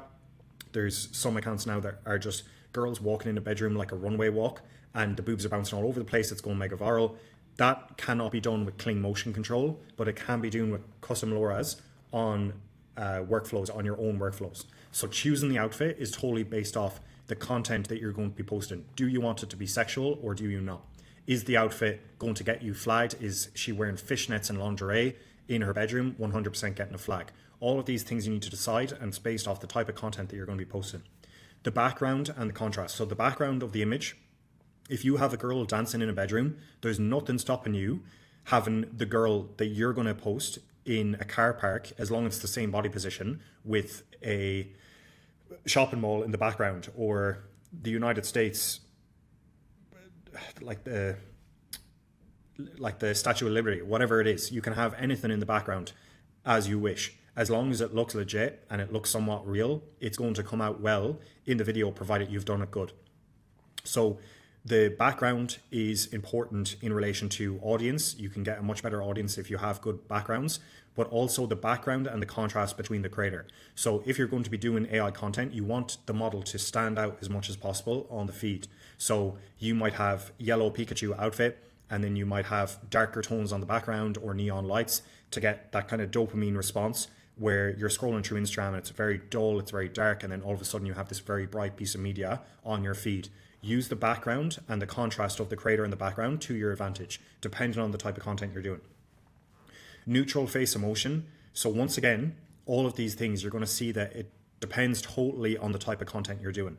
An example of this is if the content you have that you want to copy or you want to make is going to show the girl's teeth, it's my advice that you have a girl smiling as the reference image, because you want to show the AI what her teeth actually look like. If you don't, it's going to fill in the blanks, and it could give her an inconsistent smile. It might give her teeth that are a bit more yellow. It's random. Every time you generate it, it's usually random. So if the teeth or if the inside of her mouth or whatever it is going to be visible in the video, you need to have it visible in the reference image to give it as much context as possible. The niche of the content. So if I were to have 10 dance videos, the niche of the content comes totally from the reference image that I'm giving it. If I have a goth girl, if I have an ebony girl, if I have a girl that is into Pikachu or certain cosplays, all of that is based off the image. Yes, she's going to be dancing in every single video. It's the same dance, but the reference image is what decides what type of creator she's going to be. So the reference image is very, very important. The sexual score and the context of the outfits. So the context in what I'm referring to here is if you have a girl at a beach and she's wearing a bikini, you're much less likely to get flagged for this content. If she's wearing a bikini in a bedroom and she's laying on her bed, you're much, much more likely to get flagged for this content. So understanding the context of your outfit in relation to the background, Instagram can pick that up. So just understand that if you are half naked with your creator and you're inside or you're in a position where that is not normally common, Instagram is much more likely to flag your content. Out on the beach, outside, it's less likely, and that applies for all types of content. This is why golf content, you can flash the bum and you can show the knickers, is because it's outside. It's much, much less likely to get flagged if you were just doing this in your bedroom. And then dopamine. So I mentioned this earlier with the contrast of the colors. With AI, you truly have everything at your disposal. It's solely down to your creativity and making content that stands out on the feed a lot. This can be done with goth style, where you darken the background and you make the creator, her colors on her body, on her clothing, you make it much more deep, and there's a lot more depth to the content. It looks very realistic and popping out at you because of the background is so dark. This you can do, or if you have bright colors on the creator and neon lights in the background, whatever it is, you can have a bright theme, but it needs to be standing out when you come on the feed and see the content for the first time. It needs to be very bright or dark. There just needs to be a lot of contrast, and that contrast just immediately spikes the curiosity of the person watching the content. Okay guys, this is going to be me walking you through our full AI content pipeline. For the purpose of this guide, I will not be showing the final step, but I will demonstrate it in CapCut. The final step is our own custom CapCut editor, where we have created templates for all of our edits to save time instead of going through CapCut.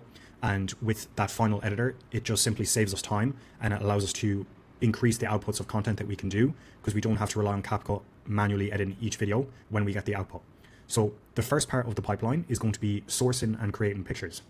The way we do this is we go on Pinterest, we go onto Instagram, we find a creator that we want to emulate, and we build our own content based off another creator. We may copy a full creator's content and outfits along with copying our videos, or we just simply make our own pictures. We find videos of different creators from different niches and make our own. So it's not necessarily about the outfits or the particular style of the creator that we want to copy. Sometimes it's just the movements with the videos. So if we have our own style of content, like goth or a schoolgirl, whatever it may be, and we find another girl that is doing dancing content, it doesn't have to be related to our niche, because all we're doing is copying the girl's movements, which I'll show later on. So to walk you through our picture generation pipeline, it's very simple. We have the date when the content was generated. We have the creator. Now, this is a very important step for us, and there is some tweaking involved with just assigning a creator. As you can see, we have creators here. This is where we upload a picture or multiple pictures for a reference photo of our creator, and we tag it with a specific name. So for this one, I just have YouTube demo because it's not tied to a specific creator. I've built it off a girl that I'll show a picture of. I'll probably blur her face, but I got it from Pinterest. I don't own the rights to any of the content that is being shown currently. With that creator, she could have very specific body traits that we want in all of the outputs. So when we assign a creator, we'll go back into our system, our hard-coded prompt for that specific creator. She might have skinny waist, big hips. She might have a skinny waist, slim hips. She might have busty breasts. And we just want to assign all of these physical attributes to this specific tag. And for this tag, once it's done, then we can go about generating the content for the specific creator. So CapCut edit. This is here because of how we used to run the system before we built our own custom CapCut.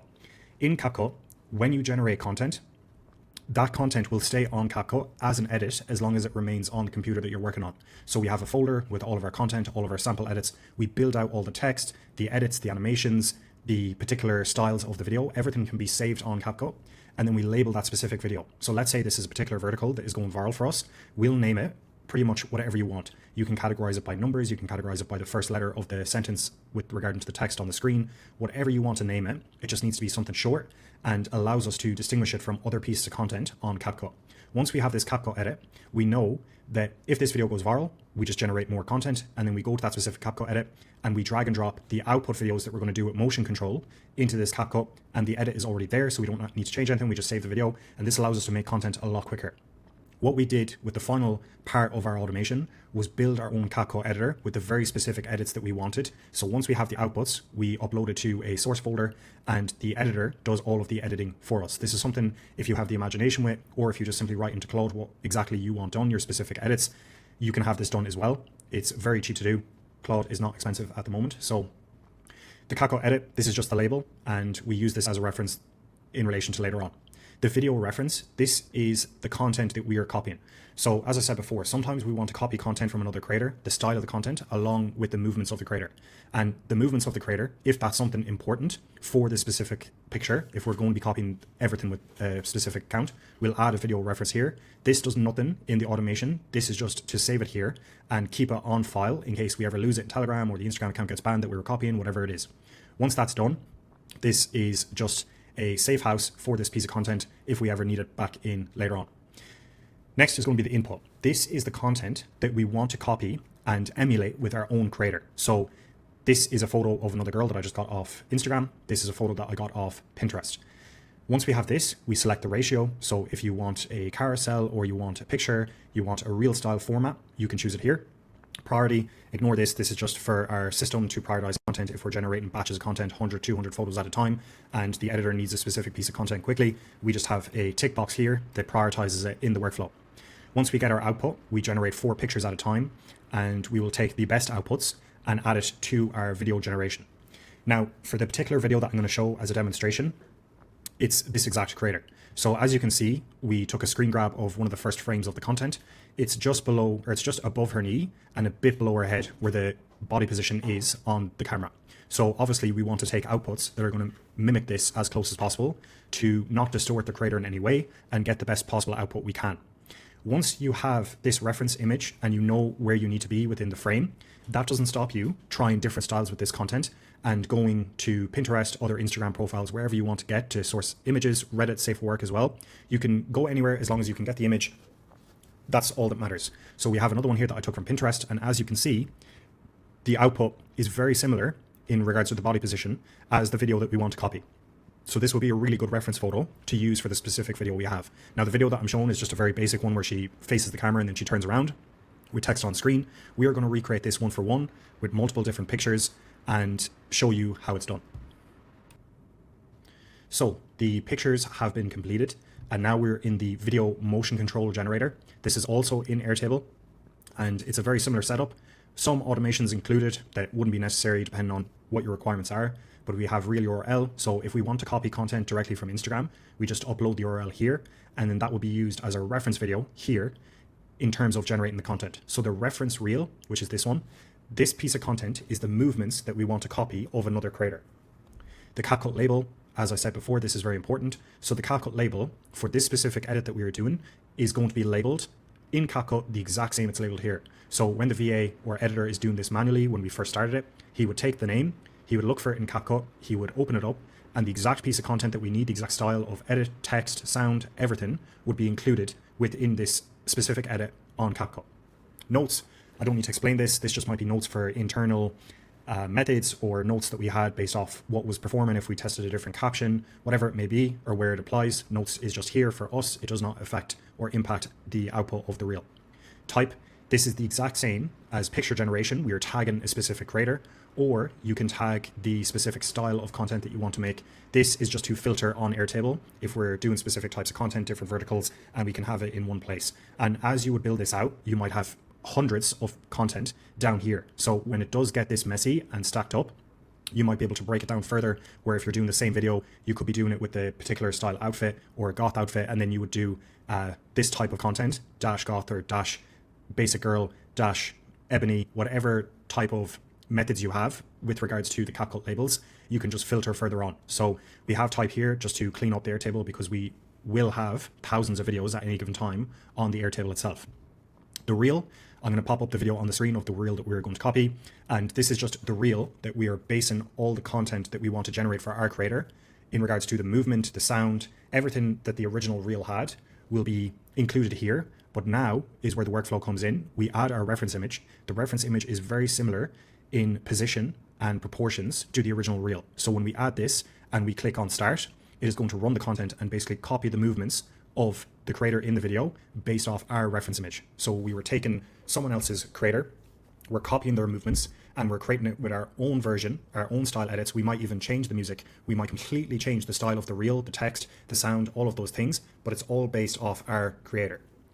This is just to start the automation. It'll give you a breakdown of what is happening in regards to the workflow when it's running, when it's completed, when it's nearly done, if there's an error. This is just for internal to understand what's happening, and then we finally get the output. So I'm going to go to CapCut now, and I'm going to show you the outputs and how we would go about building this system to mass produce content with similar edits and be able to post on a lot of accounts. Okay guys, moving on to the final step with regards to content production. This is going to be CapCut. Now, as I said before, we have replaced CapCut with our own automation. This was built with Claude, and it's a very basic setup. All you need to know is once you have proven viral content, you know what content verticals are working for your model, you would simply generate the outputs for each vertical, put it into your own CapCut editor, and based off the vertical that it is, it might be a video where there's a transition A and B, there's two types of videos combined, there might be a text overlay, it might be a basic dance video with a flash image, whatever type of content you're doing. Once you have the reference video that you want to use for your output, you would simply upload that to our editor, you would select on the type of edit that you want, and then it would just run and give you the exact edit as you were to do it in CapCut. But for the purpose of this video, I'll be showing you the raw bare bones version of how we used to do it before we knew what content was working for each creator and the type of edits that we needed. So the reference video I have here, this is just some video that I took from Instagram. I do not own the rights to this, and I have blurred the video for the sake of the creator, just not to show her face or show her content. The text is unreadable, so hopefully it won't cause any issues. Now, once we have this video, in order for this edit to always be saved, needs to be saved on a folder in your Mac and just keep it there. So you can have a folder on your Mac or your PC with regards to reference videos, and just every single time you create an edit on CapCut, leave that video there. As long as it is at the bottom position in CapCut, this edit and style will always save on CapCut. When you open it the next time, it'll load straight away. And this will become more clear what I mean when I've finished off the editing process and how we used to go about this in the beginning. So once we have this video, it's saved on a folder on your computer with regards to reference videos. Now it's time to assign a CapCut label in which I mentioned before. So for this one, I just have new account cap dash basic movement. So basic movement just refers to the actions of the creator. New account caption. I have a set of captions that I'm going to use for this video. I'm going to add them in here, and you'll see what I mean, how quick and easy it is to scale up edits once you have AI content generation, or if you are even getting your own creator to do this type of content, how quickly you can get through editing when it's done the correct way. So this is what is assigned in the Airtable with regards to CapCut label. So anytime the VA has videos completed, or if your creators submitted videos, you know the label is ready here. And once you open this, all of the edits that you're going to need are going to be placed into the CapCut, and it's just drag and drop, click, ready. So we are going to add our first video now. With the automation that we have, it usually skims off a millisecond, 2 milliseconds, a few frames. So all we do is match it up, and then we can now use our creator. So I'm going to mute this one. This is the reference video or reference output that we did based off this creator with our picture. So at the very start, click on play. Now we have a video copying the exact creator's actions, and now we can add any text we want. We could replace the sound that we had if we wanted. If it's a goth girl, we might add in heavy metal music. If it's a basic schoolgirl, we might add in hip hop. Whatever you want, it can all be done within this CapCut edit. If you were to do certain sounds, the way it would look is you would have your main video with the sound. You would just simply mute this one. And if you wanted to add your own custom sounds, you would just add them down here and mute the ones that you don't want to play. So obviously this is the sound that we're going to use. So we're going to unmute this one. This one has the exact same sound, so we don't need to play it twice. So we mute this clip. Now we're going to go to the text editor. We're going to drag and drop, and we're going to build out a text for this video.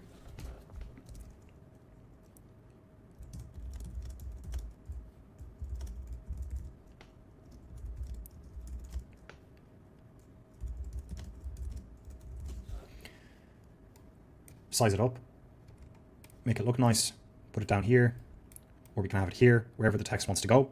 So this will be edit number 1. If we wanted to make a new text now that was going to be for another style of this content, we just duplicate it, and we might just change it a little bit. Account so new, I'll follow whoever likes this reel.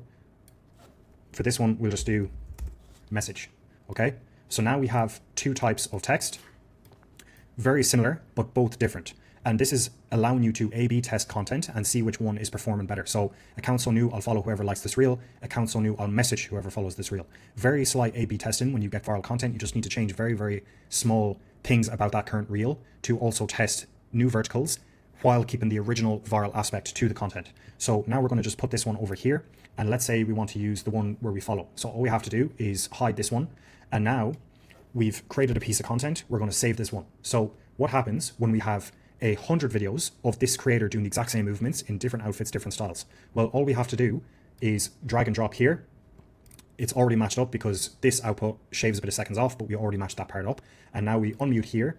So we don't want this one to play because we have the original sound here. And then we hide this one. So now we have the exact same video, but with a different style or a different creator with the exact same type of content. And then it's good to go. So this is basically how we built out our content AI pipeline in the beginning. The only thing that has changed now is these captions, slight edits, or different music that we want to use is all done in our own custom CapCut. And the only reason for that is it simply saves time. I've given you a way to mass produce content very quickly now. Even if you're doing your own creator that does genuine content, all you have to do is get her to do the same video with different outfits if the content is going viral.